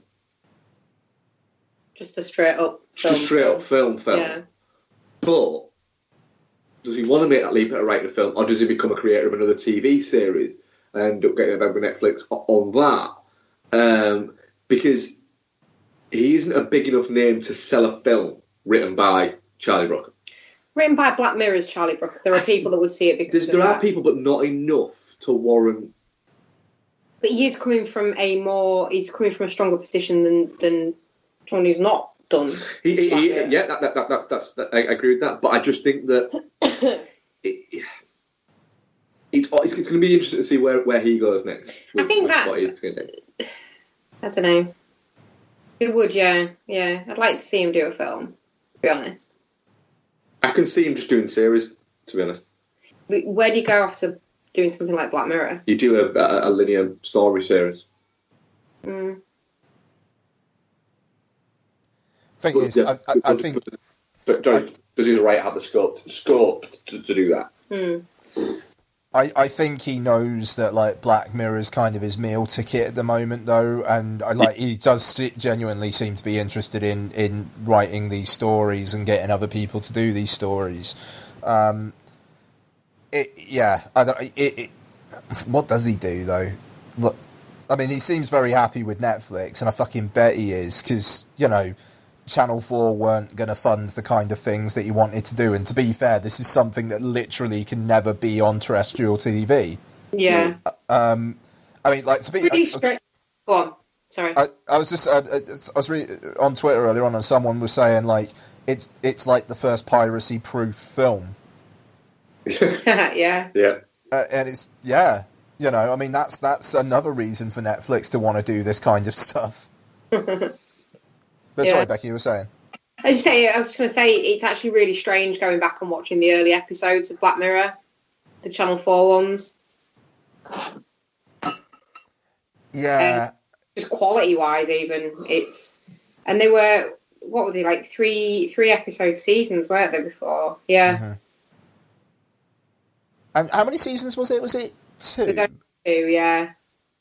Yeah, I mean, that's it, like 2-3 episode seasons, and then 4 are just like, we can't give you the money you want for this. Yeah, and then... So how many seasons have there been on Netflix now, then? I'm trying to think now. The next one's season 5, isn't it? Yeah, so there was 2 normal TV ones, and then I think the Christmas special. Was the Christmas special Netflix as well? No, that was Channel 4. That was definitely Channel 4. That's good, is that, actually? I'd forgotten about it. Fucking, that thing's harrowing. It is, actually, yeah. Have you seen the Christmas special? No. I thought you need to watch that one, actually. No. It's got John Hamm in it. It's up there with the League of Gentlemen Christmas special for me as just being, like, at the end of it, you just need a fucking hug. Absolutely, yeah. You need to watch that one, actually. Even if you don't watch any of the others, you need to watch that one. any of the other Channel 4 ones, I mean. Yeah, it's fucking miserable, that thing. I mean, it's a hell of a thing, that Christmas special. But, like, the fact that you go from then, and then suddenly you've got Joe Wright directing one, and, and Playtest is directed by the guy who did 10 Cloverfield Lane. And I think Jodie Foster did one in season 4. I mean, and David Slade, I mean, it's crazy, the kind of the leap that happened. And I mean, yes, John Hamm is a bit of a star, and it was cool that he was in a Channel 4 one, but, the rest of the people in the Channel 4 ones were, like, basically up-and-comers. Yeah, definitely. Well, Daniel Kaluuya was in the second ever episode, wasn't he? Oh, is that the kind of like the pop idol-y type? Or no, yeah. Big Brother? Yeah, 15 merits with the it's like a Britain's Got Talent type thing. They have to get the 15 million merits to get onto the show, and then they can win a thing. But I think they can't really. I can't really remember the ending of it, but yeah. So I mean, that's it. I don't know. It'll be fascinating to see, but how season 5 goes. But it kind of sounds like we're all definitely not shit. Oh yeah, definitely not shit. It's fascinating, and we will be going back to it, I would think, won't we, Bet? Oh yeah, definitely. Yeah. I'm actually really gutted that you're at work tomorrow, because I could very happily go and get a load of like picnic food, set it out on my coffee table, and then just sit and play through this all day. Nice. let me know once you've seen that ending that I was talking about. Yeah, we will do. Yeah, it won't take long. I should like to send a telegram. Grace? Stop. Are you awake? Stop. You're such a pretty doctor, lady. Are you quite sure this is a good idea? This is wonderful. The combination of the late hour and your drunkenness allows for communication of exceptional honesty. Quite right. I will call it an intoxigram, and no one shall ever regret sending one. Now, ask her what she's wearing. What are you wearing? Stop. Bloomers? Probably. What colour? Stop. A brassiere? I'd wager you'd look good in anything. Wonderful. Are you positive I shan't regret this in the morning? You absolutely will. Right, okay, so Holmes and Watson is directed by Ethan Cohen. Yep. Yep. Stars Will Ferrell, John C. Reilly, Kelly MacDonald, Rebecca Hall, Lauren Lapkus, Ralph Fiennes, Steve Coogan, Rob Brydon, bunch of people. And yeah, it's Sherlock Holmes and John Watson teaming up to stop a person who Holmes thinks is impersonating Moriarty, because Moriarty can't possibly still be around, because that would mean that Holmes is wrong, while Watson becomes more and more jealous of the fact that he is not a co-detective. So, Holmes and Watson, a film that apparently Sony tried to sell to Netflix. Yeah. So Netflix, bad Netflix for taking Roma and buying Roma and Annihilation and all these films. Bad Netflix. Netflix is evil. Good Netflix for not taking Holmes and Watson. Well done, Netflix. You're the arbiters of what is good and what is pure in film. Make up your fucking mind, dickheads. The thing is, and it seems nobody seems to be citing this from any actual places. Yeah. It's just scuttlebutt, and it literally is. It is guesswork at best. And I'll tell you what, right? In all honesty, this thing cost $42 million, apparently. Mowgli, Legend of the Jungle, cost over $100 million. Mm-hmm. What would get better views on Netflix? Yeah. You know what I mean? It's like Netflix is... Sandler films get an insane amount of views on Netflix, even though Bird Box is turning into a thing as well, with its bloody 42 million views in its first week, even though they haven't said what they mean by views, so it could be people who watched the first 5 minutes and thought, nah, fuck this. 54 million. Yeah. And from what I understand from what I was reading, that is complete views. That's fucked. So that is from the start to the start of the credits. Jesus Christ! Right. Remember that film was released basically globally on Netflix. I mean, do you think that's a lot in a week? Last year, Bright had 80 million views in its first week. There you go. So, it's crazy. It's crazy. We'll talk about Bird Box. I'm still only 20 minutes in. Yeah, but anyway, Holmes and Watson. So, 42 million. Give Sony $42 million, and you will probably get more for your investment. And I think you probably would have with Mowgli, quite frankly. Yeah. I'm not trying to disparage Mowgli in that way. It's just like it kind of seems weird that Netflix are apparently it was so bad Netflix even turned their noses up at it, and it's like, really? Or did Sony maybe go, we want 150% of the budget, and Netflix went, fuck off? Yeah. Maybe it was that. Anyway, so came out on Boxing Day. Word has not been very good at all. It wasn't advanced screened for critics, which is usually a bad sign, and especially when it's a film opening around Christmas, where critics probably need to be watching it a good couple of weeks beforehand. It was filmed a couple years back, and it's been kind of just waiting for a release date. Ethan Cohen, writer-director of Get Hard, is not a particularly big name. I mean, to be fair, Bill Murray once joked that he did the Garfield films because he thought that Ethan Cohen was involved in them. Yeah. Even though, that could just be a joke. Who knows for Bill Murray? I think that is a joke. Yeah. It's quite a good joke. So, Mark, Holmes and Watson, thoughts?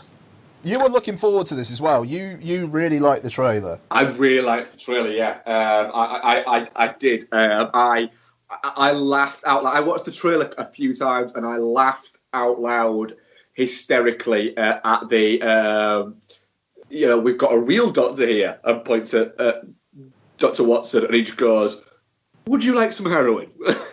Which was a bit of a common theme that ran through the whole thing, which I quite enjoyed. It's what I went in for was 90 minutes of stupidity,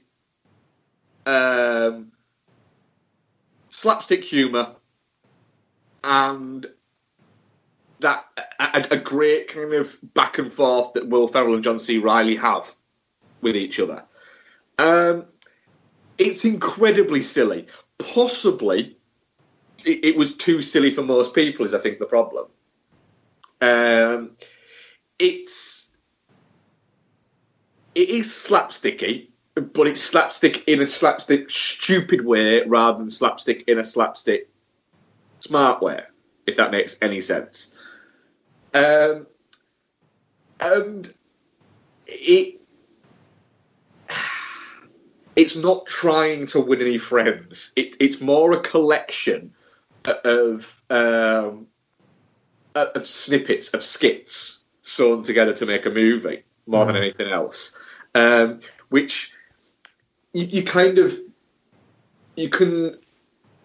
get away with if you're the caliber of comedians of somebody like Will Ferrell and John C. Reilly.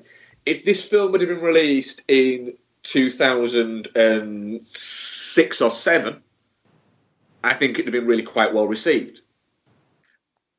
I think in 2018, it's a very different place, and comedy is viewed very differently nowadays than what it was then. I was fine with it. I enjoyed it. That there's a lot of scattergun approach. There are a lot of fucking jokes thrown at the screen, and I would say 40% of them land with a degree of from chuckle to laugh out loud, which isn't that bad a hit rate, really. I know that there are actually some outright really funny moments. For instance, there's a bit I'll let you explain for why you liked it, but I'll let you explain the Telegram bit. But the Dr. Watson, for some reason, just shooting things randomly. Oh, God, that's just when he's announcing Sherlock Holmes at the start and he just runs in shooting shit. Yeah, no, that's good. And the great moment of the disguise moment when he sticks on a moustache and Watson just pulls a gun on him. And every time he goes to put it back on near his face, he keeps pulling the gun back out at him. And I'm looking at it going, this is stupid. It is impossibly stupid. But do you know what? There's a charm to it. There's a charm to its childish naivety and its ridiculousness of it all. Him shooting the bees is really, really quite funny. There's those bits. There's even the references referencing modern day things and not being in any way subtle about it usually bothers me, but it kind of didn't with this that much. We'll get right over. What did you think? Yeah, I mean, I think I'm about the same level on it as you, to be fair. I did not hate my time with it. It's short. Yeah. It's got more than enough laughs through the runtime to make it worth it. Ralph Fiennes was weird. Like, it just... Was there more deleted, or was it literally just he kind of thought it would be funny to be Moriarty in a Holmes film and then maybe be on screen for 2 minutes? Yeah. And have maybe one line, but 5 close-ups of him smiling. Yeah, quite. Bizarre. It's just really, really weird. That just why would he take that role? But yeah, and I will say as well, it did actually. Maybe it, like, because I wasn't paying too much attention to it, but it did surprise me who turned out to be the bad guy at the end. Just because that character is basically just kind of in the background as a running gag throughout most of it. Just like I did want it to be more surreal overall. Just the idea of Mrs. Hudson just fucking various famous intellectuals in Watson's bedroom, just like where it's like just Mark Twain, like just the way that like Holmes works out that she just fucked Mark Twain, and then later on like Albert Einstein, and then later on they're all around her when she's like she's talking about her plan. They've just like kind of like. Yeah, Houdini's there as well. Yeah, Houdini, that's it, yeah. And they're just kind of hanging out.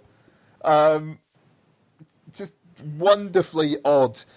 There's a musical number in it. Yeah. There's a musical number in it.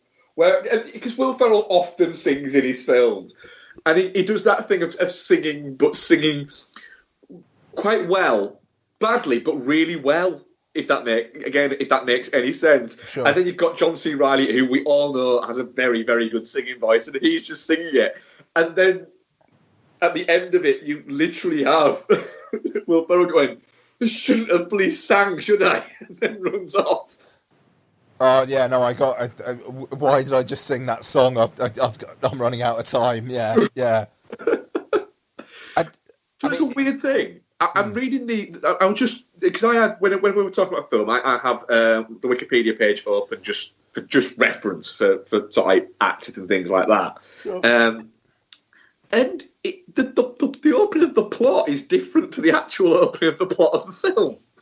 Why? What does the wiki say? As a result of being bullied by his peers, a young Sherlock Holmes vows to be emotionless and solve crimes. After taking revenge on his bullies, Holmes meets and befriends a young John Watson. Yeah, that's not what happens at all. That's not what happens. Even though, I've got to say, I did like what was happening when it was just like Holmes just had a prized marrow. Yeah. Watson's there trying to kill himself. Yeah. And like, it just... And he keeps just completely just getting the words wrong. Yeah. That's the thing. It started on that tip, and then it had like Mrs. Hudson fucking random people, and how much being you have a thing about body horror and body stuff, don't you? Yeah. How creeped out were you getting about the autopsy bit? Oh, it was fine. That guy. Oh, honestly, I was just cringing in a corner, trying not to look. It was horrible. I mean, like when they picked out like the fucking custard or whatever the fuck it was out of his belly button, like erotically, it's just. I was grim. Yeah. No, I mean, I don't know. I was fine with that. I mean, you referenced it earlier on, but I do have to say I don't often find myself in fits of uncontrollable laughter. But something about the drunk telegram scene and the dick pic, just fucking. He just lops it out on the desk and just take a picture of this and send it. Yeah. It's the look on the guy's face and the fact that Will Ferrell's actually just shouting at this guy saying, "Look at it." Yeah. That was the thing that got me. Just Will Ferrell shouting at him while Riley's just there with it out on the TV. You like to imagine that literally there is something there. I'm not saying it's John C. Reilly's dick that is on there, because I don't think he's that kind of guy. But you imagine there's something. There's something there that they are shouting at the actor to look at that he doesn't want to look at. I mean, yeah, no, absolutely. I don't know. I mean, like, it's all... It's very, very lowest common denominator stuff, but just the kind of, like... Dr. Hall, stop. Are you still up? Stop. I don't know. It just... I very, very, very much enjoyed that scene. And that's the thing. There's enough scenes in this film that I enjoyed for me to just go, I had fun with it. Fuck it. It's quite shonkily made. You know, it doesn't look great. It wastes an awful lot of people. You know, like Rob Brydon. Like, Rob Brydon's funny. Give him something funny to do. You see, I'm glad they didn't use Rob Brydon a lot, because I find him painfully unfunny. Fair enough. I'm glad for you then. But just, like, Steve Coogan's there for a scene and he's all right. You know, again, maybe give him some more to do. The bit where he's trying to point at the thing, and Will Ferrell can't work out what he's pointing at. Yeah, that was good. There, and it's like, well, clearly I'm pointing there. It's the octagon. I also very much enjoyed John C. Reilly trying to do the Mind Palace speak the first time round. Then just goes, "Fuck it," and then just runs out. Oh no, but I mean, like, just like when Laurie what is it? He can't talk properly. He's just like, me talkie. This is what I mean. It's so fucking stupid. It's so stupid, and I think what some people will have taken umbrage to is the fact that they've watched, before this has come on, they've watched a trailer for Stan and Ollie, and the two actors who are in that are in this, and then they're about to be in that movie, which is about a duo, and it is a comedy, but that is going to obviously, I think, going to be a bit more dramatically paired with, but the fact is, it's this collection of very fine actors, comedians, etc., are doing something that is quite this silly, and then you kind of got to go, but look back at what kind of made these guys. This is no more silly than Step Brothers in any way at all. It's actually probably mildly, in a weird way, probably smarter than Talladega Nights. It's not the stupidest thing these two actors have done together by a long, long way. I just think that we're in such a different climate now that you can't get away with it. And it's not you can't get away with it because there's a lot of sexist jokes or a lot of anything like that jokes. There's not a lot of un-PC jokes that there could be in there. It's just that this comedy doesn't wash with a lot of people now anymore. I think people will look back at it and they've got a romanticised memory of something like Step Brothers or Anchorman or things like that. Yeah, I mean, I think the Lady Doctor stuff is old hat. Yeah. But at the same time, Step Brothers, the depiction of women in that is not great. I mean, like, the psychiatrist is a woman who falls for, by the end, falls for Will Ferrell's man-child, and Catherine Hahn is basically a sex addict who just, like, I don't know, wants to fuck John C. Reilly. I mean, it's the portrayal of women in these films is not their strong suits. But at least here, Rebecca Hall is obviously the most intelligent character in the entire fucking film. Oh, by a long distance, yeah. You know, and to be fair, Kelly MacDonald is as well smarter than Holmes and Watson, really. Yeah, that's it. It's just like you're not allowed to kind of just have fun anymore. It does feel a little bit like that, like. There is a place for stupid comedy. There's a place for going in and switching your brain off and going, right, bang. Just as long as I chuckle at least 4 times in the next hour and a half, that's fine. Yeah. Yes, smart observational comedy, it is great, and the situational comedy you can get, it is. There's still very much a place for that, but. I don't know. I feel a little bit. I feel a little bit almost in a weird, random way, kind of almost protective of this movie. And don't get me wrong, it's not a great movie, but I just think that in a world where the world has gone far too fucking sniffy, do we really want to lose fun comedy?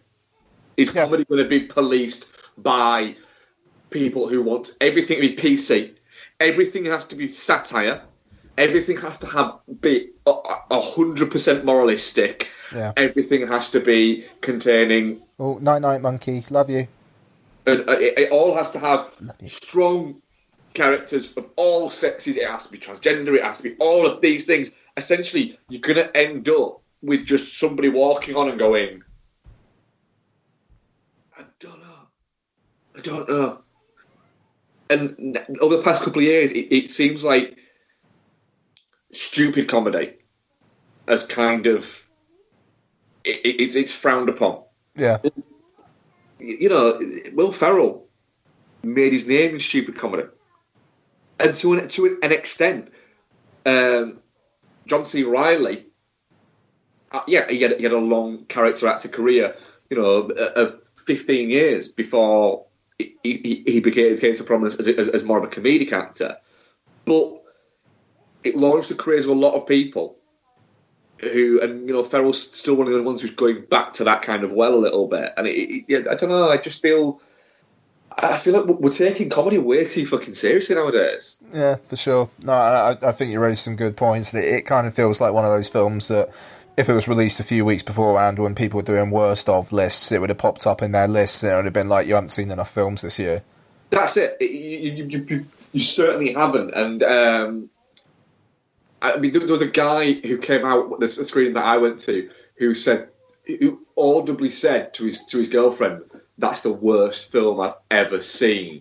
Yeah, no, it's not. And I literally sort of looked at him. He turned around and he looked at me, not looking at me. What is it? He turned and looked at me, and he clearly noticed that I'd said it, and sort of gave a nod towards me. And I went, "You haven't seen enough movies, mate." Yeah. And that was it. It was in a jokey kind of way to that. And he just went, "It was shit." I was like, "Yeah, mate, I've seen a lot of shit than that. Trust me." Yeah, quite. I'm definitely not shit on it. So am I. Because it's fun. Yeah. And the fact that it's movie of the week is magnificent. Someone's getting fired for that. Yeah, that. I mean, it was obviously a difficult week for them to programme, but it's just like, I don't know, do Mary Poppins or something, for fuck's sake, you know what I mean? Like, as I said to Ian on our WhatsApp when he pointed that out to me, I would love to have got a screen that was full of movie subscribers. And then at the end of it, come out and gone, right, what did everyone think of that? Better than fucking Roma, I can tell you that. And just walked away. Yeah. No, I mean, yeah, fair play to Mubi. That must have been a difficult decision. You get the feeling like they went, right, what are our choices? It's Holmes and Watson or Holmes and Watson. Yeah. Can we have nothing? No. It's literally in our contract that we have to have something. And we've gone, shit. Can we just close the entire subscription service down? Yeah, quite. Oh, that's funny. Yeah, definitely not shit. The vote went like, if it was like 20 people in the room, it was like 9-11 towards closing the entire subscription service down. Yeah, no, exactly. Oh, it's funny. Right, okay. Into the future we go. Right, that'll do nicely. We do have a question. Oh, shit. Okay. Okay, no, let's do the question then. What have we got? I'm going to get Bex back in for the question. Becky? We have a question. We have a question. Right now. Oh, the question right now. I can't find it, but we do have one. I know we do, because I saw it earlier. It was to the tweet that I put out asking for questions. Give me 2 seconds, I will find it. Oh, it's 2 questions, actually. Oh, cool. John Dangerfield at Dangerfield J. Now that Bandersnatch has changed the way we consume media, which other film would you like to be made as a choose your own adventure movie? The Thing. Oh, that's a good shout, actually. Yeah, it is. Something to mine, but... Pretty much any horror movie, because when you sit and you watch it and you're like, no, don't do that. You're all going about it wrong. Okay, what's yours? Gone Girl. No, it's not Gone Girl. Not Gone Girl. 50 Shades of Grey. A 4th one. Oh, God. Where you can choose, and it comes up at the bottom and it just says, like, whip that bitch, spank that bitch, and just different things. And they don't have to be that she's the bitch all the time, it can all flop around. And then there's one of them where you just get one choice and it just says, just show us the wang. That is the only criticism of those movies. But it's like that you get 3 minutes to make that choice, but the only choice is show us the wang. Yeah, show the wang. And then you can't turn your TV off. It's there for like 5 minutes, just a wang. Yeah, that's why it's on there for 3 minutes, so it can burn into your TV. Yeah, just a fucking wang. And then when you turn your TV off, and people go, is that TV doing a stick on your TV? You're like, yeah. Like, you chose the wang, didn't you? Like, you can't choose anything else. You just choose wang. Yeah, sure. That's what they all say. Yep. You know I'd choose wang. Paul Dyer. Oh, God. Film you're most looking forward to in 2019. Oh, good. All right, that's Paul from my work. That could have been that could have been so much worse. Most looking forward to in 2019? Mine's 2. The Irishman and Once Upon a Time in Hollywood. Yeah, Once Upon a Time in Hollywood's probably mine, to be fair. Oh, excuse me. Yeah, Once Upon a Time in Hollywood would be up there as my intelligent choice. Endgame is my Endgame. I was waiting for you to say that. Is it? That's fun. I've no... The gleeful child inside me cannot wait for that movie. Pikachu Detective, I'm quite looking forward to. I don't know with that one. I'm actually really quite looking forward to that. I'm looking forward to see it more than looking forward to it. Yeah. I'm looking forward to Detective Pikachu, but I don't think I am in the space of what am I most looking forward to in 2019. Yeah. Like the fact that you just went for the new Scorsese, the new Tarantino, and the new Pokemon film is quite something, Mark. Fair play. Yeah, it does. It's almost. I think it really reflects his taste in film. To be fair, Yeah. I think it's quite an accurate. It is a little bit. Yeah. It is. It is a little bit like they've gone. You were so close. Quite. You do like some fucking trash, though, don't you? No. Yeah, you do. Yeah, you do. So even Ian agrees. All He right, likes fine. Holmes I fucking wear that like a fucking badge of honour. Well, yeah, quite. That's yeah. Don't be ashamed of it, but you do like a lot of trash. Yeah. Yes, I do. What was the consensus opinion on Holmes and Watson? It's possibly one of the best films of the year. Ian? 5 out of 5, an incendiary experience. It is. It has. I don't want to use this phrase lightly because I despise this phrase, but it's a game changer. Is it a tour de force? It is a tour de force. Yes.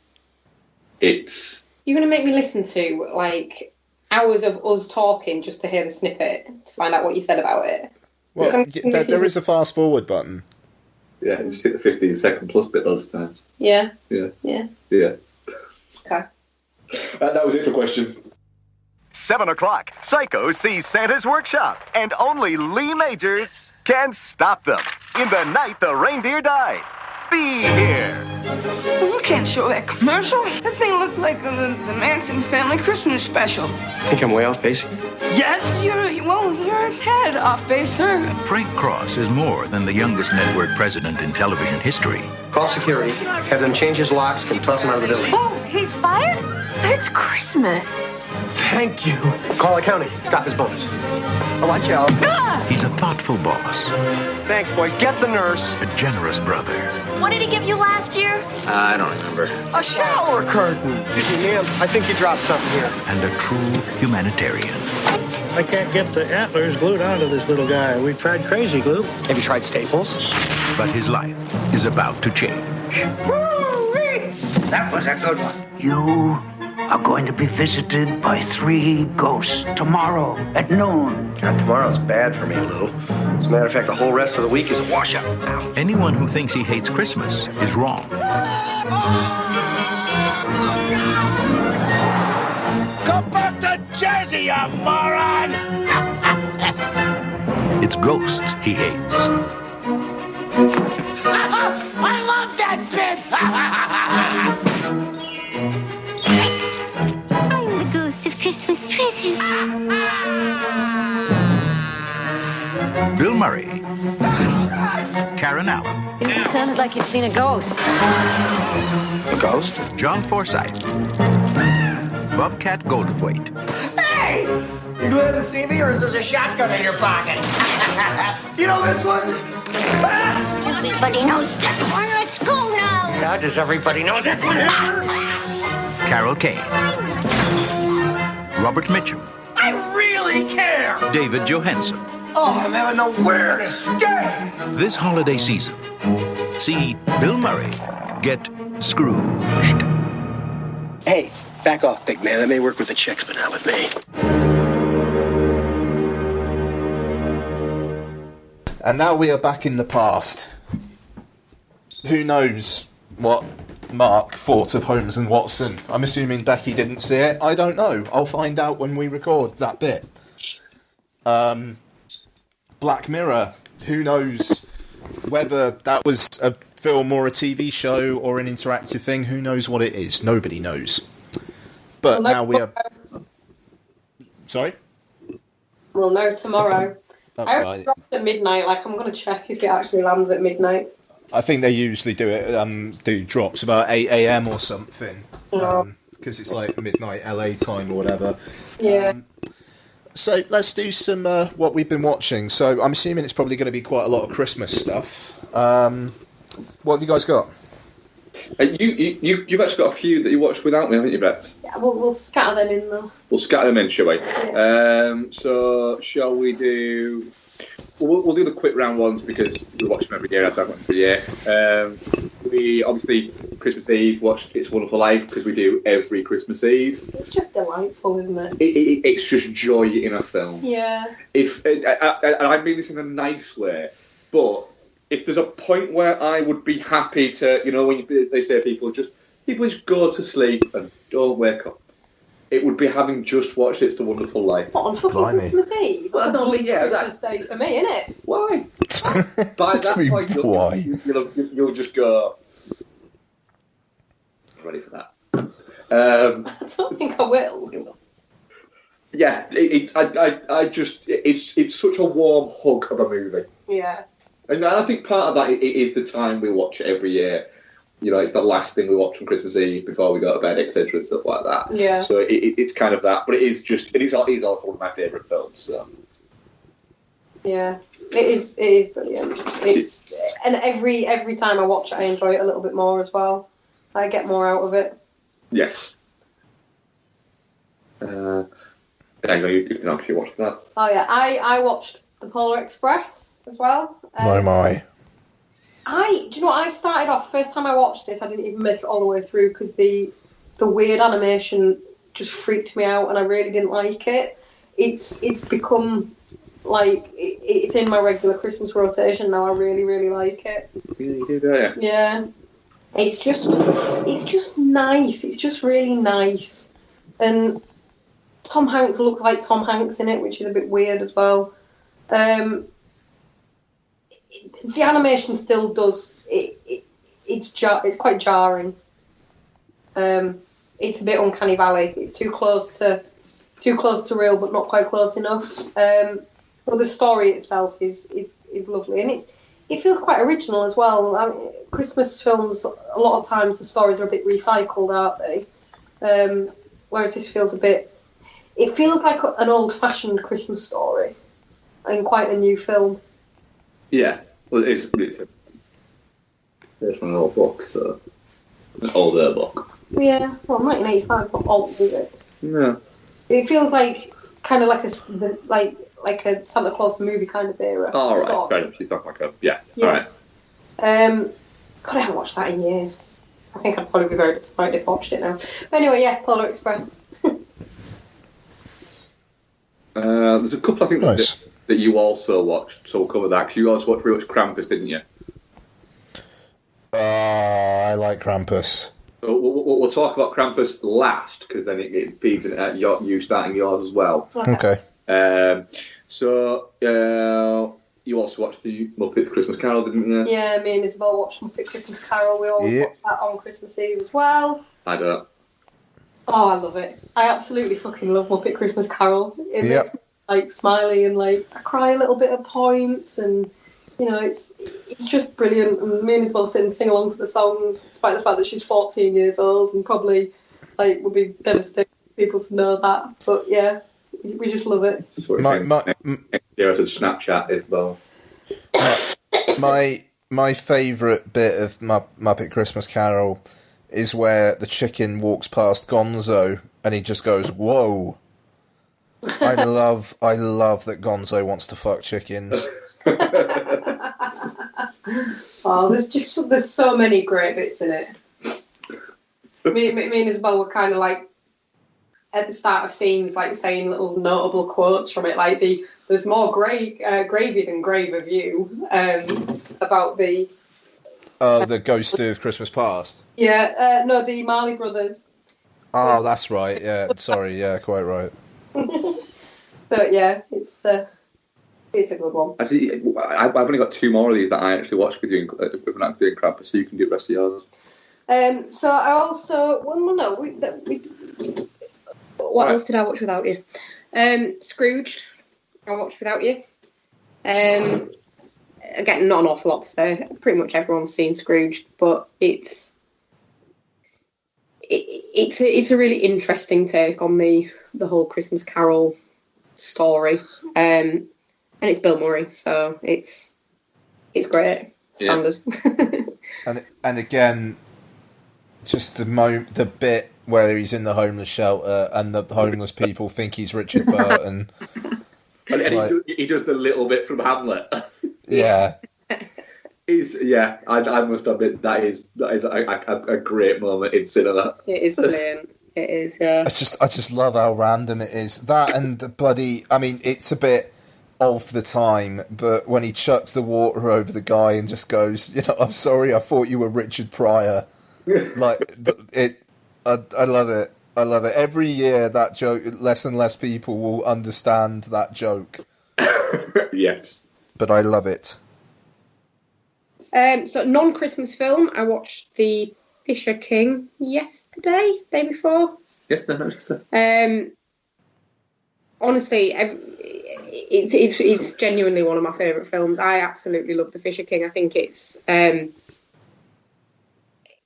Gilliam movie, so obviously it's a bit off the wall, but I actually think it deals with kind of mental health issues in quite a sensitive way, because it's kind of showing you it from both the outsider's point of view, from Jeff Bridges looking in at Robin Williams and kind of starting to believe him more and more, and then questioning his own sanity, and obviously the sort of PTSD type stuff that Robin Williams has got, and how he's dealing with that by essentially completely shutting it out and creating an alter ego and going off, completely giving up on his old life and stuff. And the events of the movie eventually pulls him back, brings the last few years where he's been this one guy and his previous life together, and he comes out the other side of it.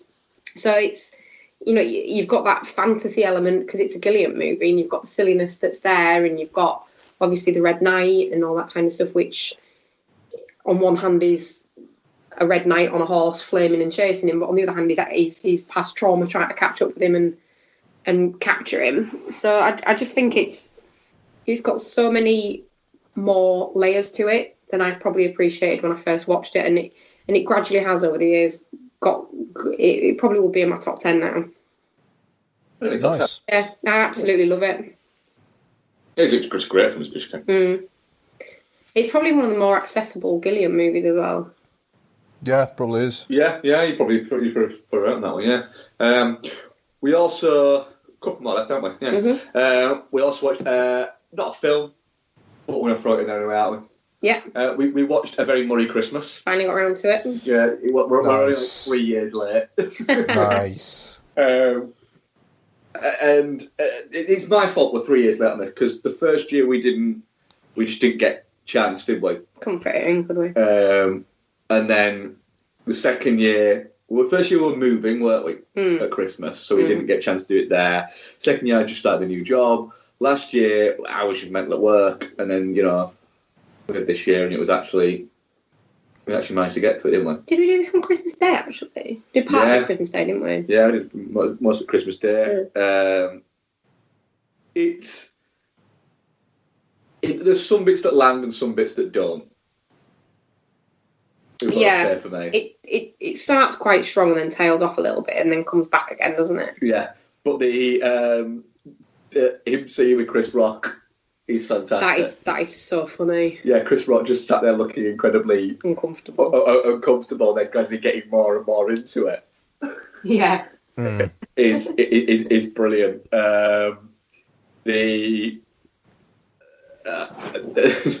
George Clooney popping up from either side of that tree. That's funny. Yeah, is great. That's Jane that during the creepy song about Santa wanting to get laid. Yeah, Santa Claus wants some loving. Yeah. Yeah, that's the thing. This is only 3 years old, and yet I think if this was released this year, that bit wouldn't be in it. Yeah, I said this to you. It's got a few bits like that. Yeah. But yeah, overall, it's not a movie, but it was a very enjoyable little aside, wasn't it? Yeah.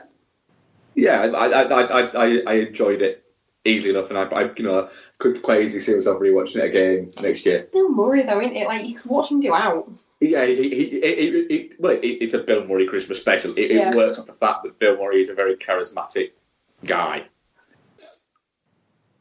Finally, I'll let you introduce this one, Bex, because you were very up for this. I wanted to see this at the cinema, and then we didn't make it for some reason. Yeah. And then I've been waiting for it to drop, turn up on something. And So we watched Ready Player One, finally. Bit late to the party. Party. I fucking love this movie. Oh, wow, okay. Absolutely fucking loved this movie. What did you think, Mark? It's way too fucking long. No, it is. No. It's way too fucking long. Fucking isn't. What I think is really strange about it is that I actually think only Spielberg could have directed this, because I think other people would have tried to have made it too cool and would have tried to have latched on to certain things too Things much. that were in the background, the little pop culture references that were in the background in this would have been front and centre and going, hey, look at this, guys, look, Yeah. look, Batman. Yeah, there would have been too much of stuff like that. But I also do think that... So I think one of his best qualities is Steven Spielberg as a director.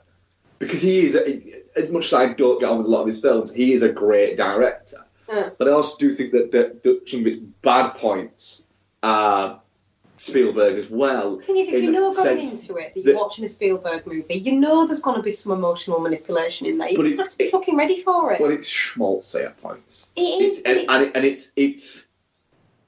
It's a bit too...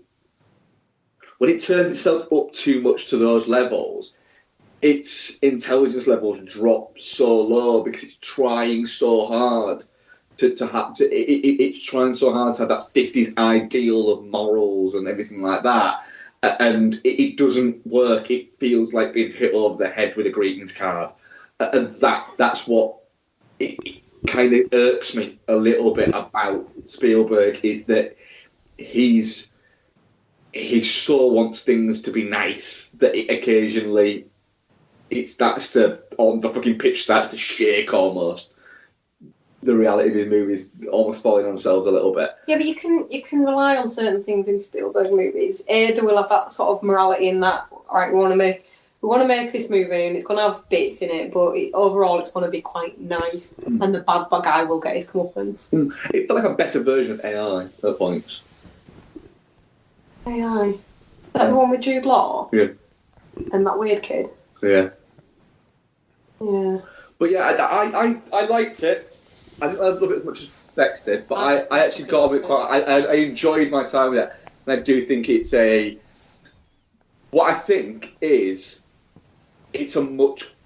If I'd have watched this when I was 12, 13, I'd have thought, this is cool as fuck. And that's... I honestly... That's what's cool about it. When I saw... I think I actually noticed that it had come up as today's premiere on Sky when I was in the house on my own, and I think I'd sort of stood up in excitement, turned around a few times to tell someone, realised no one was here, and then just sat back down. Me. Yeah, text you, didn't I? Yeah. Nice. I loved it, and it will get many, many rewatches. And the thing is, I will happily rewatch it. Probably not every time I rewatch it. Probably not every time you rewatch it, no, because it's 2.5 hours long. I don't feel it though. It does. It does. It really does. I thought it did. It does. No. Yeah. I'm glad you liked it though, Becky. I really loved it. I thought it was brilliant. Cracking. I enjoyed T.J. Miller's character essentially just being T.J. Miller without being a little bit wrong though. Yeah. Yeah. He doesn't turn around at any point to Olivia Cook and go, "What do you know? You're just a woman," or anything like that. Stop ruining things. He was quite amusing. He was, yeah. And is Ben Mendelsohn going to play villains in? Is Ben Mendelsohn going to go through every kind of villain franchise he can?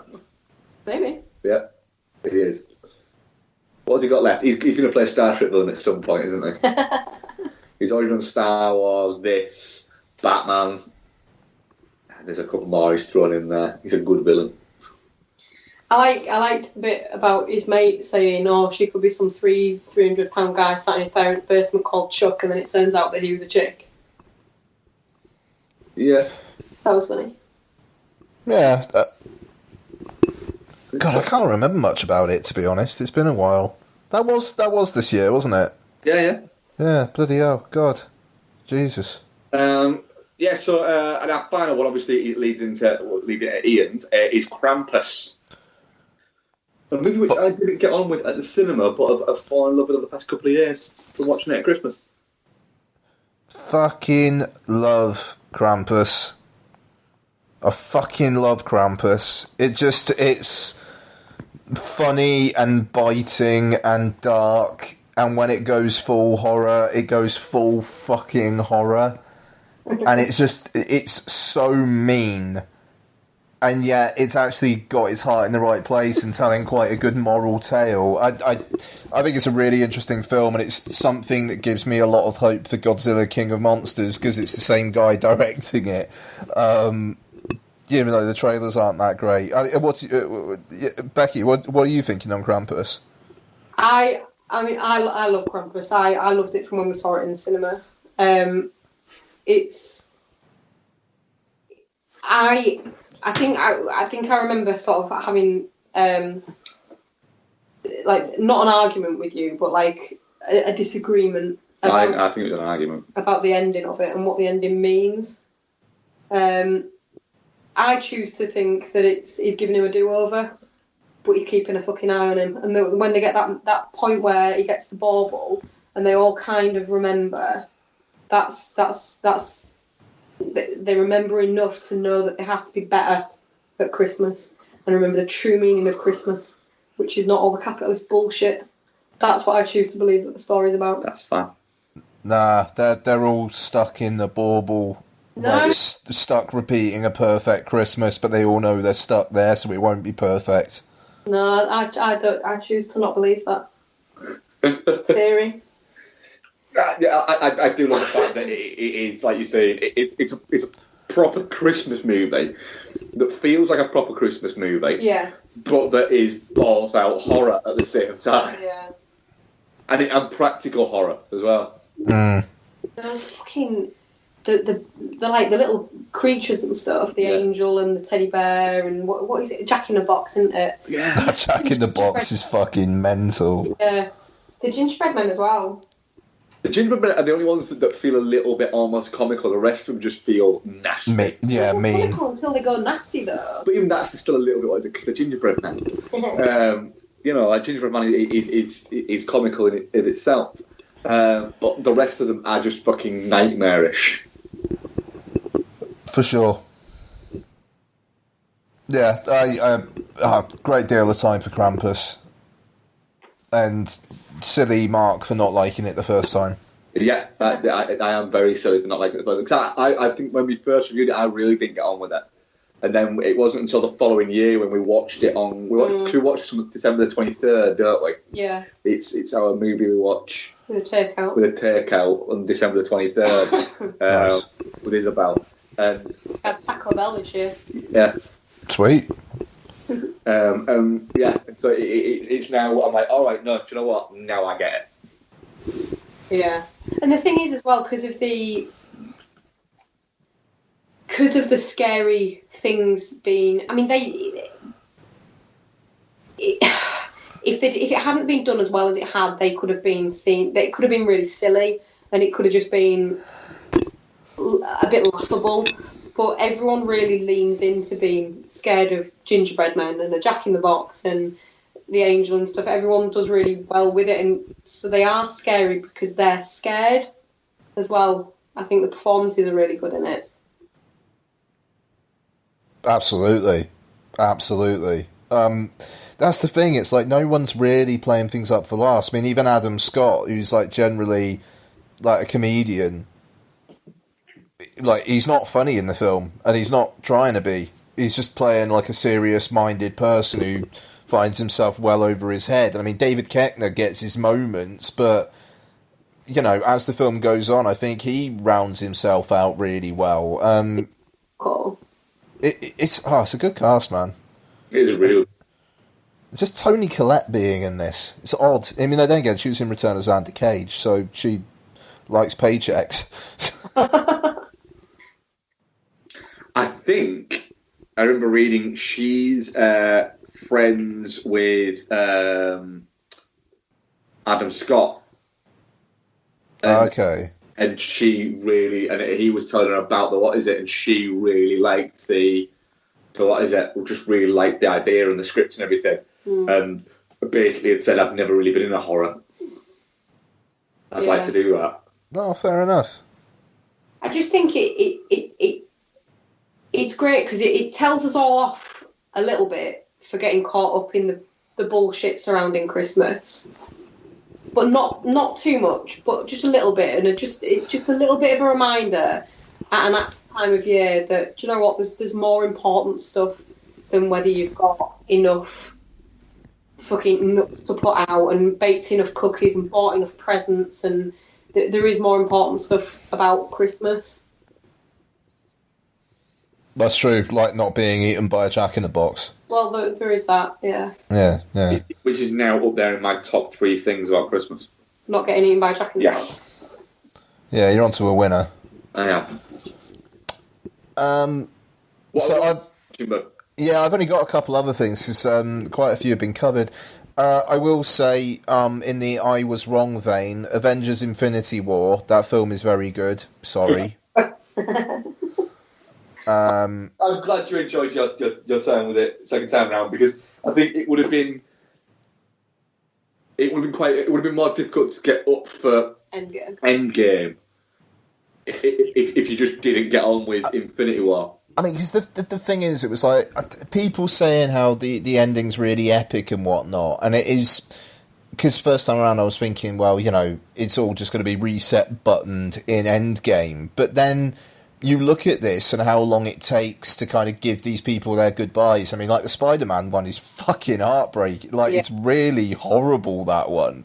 And you just think, well, shit, how is everything going to get fixed? And you do think that it does set you up so well for he's fucking won. Like, he has won. Yeah. There's no way he doesn't win now. I mean, that's the thing. It's 2.5 hours of these characters getting kind of fucked over. And there's not a lot of victories.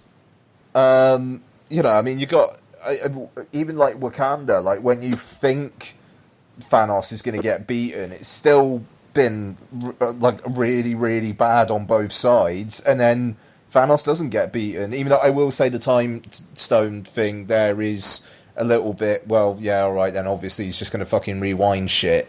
But hey, I'm not going to say it's one. I'm not going to say it's one of the best films of the year, because it's not. But it's a very, very, very entertaining blockbuster, and I look forward to seeing what Endgame does. What I will say is, and I saw it on Twitter, and somebody put it on Twitter. I saw it earlier today, where they said that as much as I liked Infinity War, the ending wasn't as much of a gut punch as the ending of Civil War. Yeah, I'd go with that. And I thoroughly agree with that. I still think that the best Avengers movie so far, and I'm including not just Avengers movies, the whole Marvel movies, MCU movies, so far is Civil War by a distance. Yeah, I agree. Civil War is the high watermark. Yeah, and I think that that's a very high watermark, because it is so good. But I do think that they could have made Civil War better had they had the full consequences, but they wouldn't have been able to continue making the movies that they're now making had they done. And there is that thing of, it is emotional, it does get all that, but at the end of the day, there is always a thing in the back of your mind and going, right, but Spider-Man Homecoming is out 2 months after this. It is, but, you know, part of the enjoyment of Endgame will be seeing how that's fine, and I'm fine with that. And I completely agree, that's part of the enjoyment. But it is hard to get behind the consequences of what's happened and the, oh shit, moment when you kind of already know that they're going to come back. Yeah. Yeah, I mean, that's it. It just... I I do like how this film does thoroughly paint a picture of Thanos winning, and it sets up the stakes so well for the second part of, everything's going to be alright for at least most of the characters, but how the fuck is everything going to be alright? It does set that up well. Yeah, it's very much a journey, not a destination. Yeah. Yeah, definitely. Yeah. Friend game. Yes. Only other one for me is Die Hard. Watched it with Donna, first time watch for her. And it was interesting. We watched it in two parts. And the first part, she obviously wasn't as into it as I was. And then the second part, she was properly saying like, "Oh, so he's gonna like." So that's why they're getting the FBI in. Oh, okay, because they want to cut the power. Oh, that's clever, and like really getting into it. And Die Hard just works for everybody. Yeah, Die Hard's awesome. Yeah, there you go. End of. Die Hard's awesome. I don't think we got any Twitter questions. I didn't ask for any. I'm going to ask for some when we cover what is it. Okay, cool. All right, fine. So you can listen to that in the past as you listen to this. It's confusing. Next week, we're doing a bit of Lamphamos. We are. Right, brilliant. All right, so it's basically going to be me versus Mark and Becky on The Favourite, most likely. Well, it was weird, actually, 'cause I actually said to Becky before I went into Mary Poppins today and saying, if you were to say, people always say, what are you most looking forward to seeing in next year, 2019?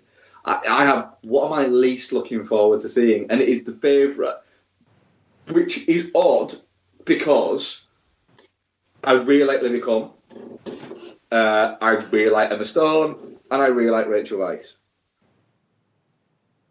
But you also really hate The Lobster. Yep. And what was the other one? Killing of a Sacred Day. Yep. Like the only thing that's keeping me clinging to this, that's making me actually, the only reason why I'm not going, fuck off, no, I am not seeing it, it will be shit, is because he didn't write it. It's going to be great. If it's anything like Lobster or Killing of a Sacred Day, it's going to be a piece of shit. No, it's going to be just a bit in the trailer where she says to that page boy, like, look at me, and he looks at her. He's just like, why are you looking at me? How dare you? I'm up for Olivia Colman just being batshit for an hour and a half. I'm there for it. You two aren't, and I don't care. An hour long? Huh? It's only an hour and a half long? Yeah. Oh, I'm more up for it now. I think so. I'm pretty sure it's short. Okay, so we'll be doing The Favourite. I'm 20 minutes into Bird. Sorry? It's not here. Oh, how long is it? 2 hours. Oh, sweet. All right, well, enjoy that extra half hour. I'm also 20 minutes into Bird Box. I know I said I didn't think I was going to get to it, but I am 20 minutes in. So if you guys get to that, then we could double bill it. But otherwise, I'm sure we can talk about some other stuff. I think we'll get to that. Yeah, I wouldn't mind watching Bird Box. Cool. First 20 minutes is pretty good, I must say.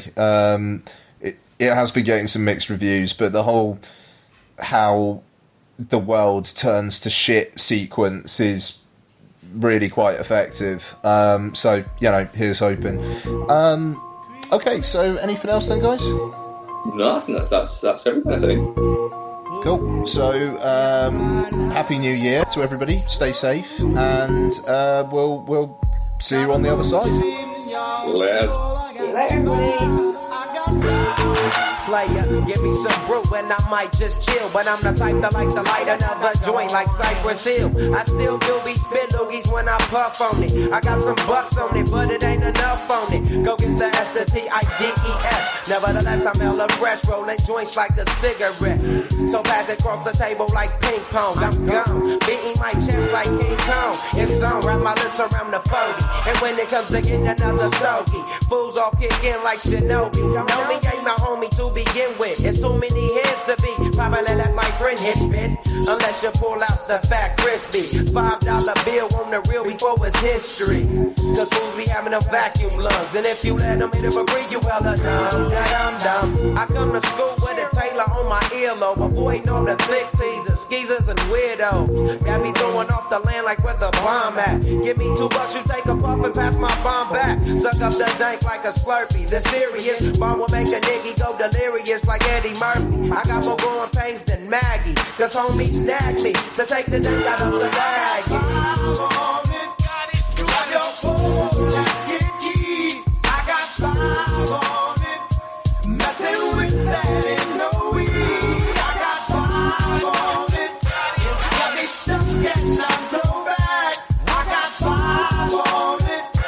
Kinda let's go have fun aside. I take sacks to the face whenever I can. Don't need no crutch, I'm so keyed up. So the joint be burning my hand. Next time I roll it in a hamper to burn slow, so the ashes won't be burning in my hand, bruh. Hoogies get hit, but they know they got a pitch and bent. I roll a joint that's longer than your extension. Cause I'll be damned if you get high off me for free. Hell no, you better bring your own slip, chief. What's up, don't babysit that? Better pass the joint. Stop hitting cause you know you got asthma. Crack the 40 open, homie, and guzzle it. Cause I know the weed in my system is getting lonely. I gotta take a whiz test to my P.O. I know I feel cause I done smoked major weed, bro. And every time we with Chris, that fool rolling up a fatty. But the Tango race straight had me. Let's get keys. I got 5 on it. Messing with that ain't no weed. I got 5 on it. It's got me stuck and I'm so bad. I got 5 on it. Let's go have fun aside. Hey, make this right, man. Stop at the light, man. My yesterday thing got me hung off the night train. You fade, I fake, so let's head to the east. Hit the stroll to 90 so we can roll big hot sheets. I wish I could fade the 8, but I'm no budget. Still rolling the 2-door, cut the same old bucket. Foggy windows, soggy endo. I'm in the land getting smoke with my kinfolk. Then smoke, yuck, I spray you, lay it down. Up in the OAK, the town. Homies don't play around, we down to blaze a pound. Then ease up, speed up through the ESO. Drink the VSOP up with the lemon squeeze up. And everybody's roller, I'm the roller. That's quick to fold a blunt out of a bunch of sticky doja. Hold up, suck up my weed, it's all you do, kicking feet. Cause we're IBs, we need to have like them foo-foo. Let's get keys. I got 5 on it. Messing with that ain't no weed. I got 5 on it. It's got me stuck and I'm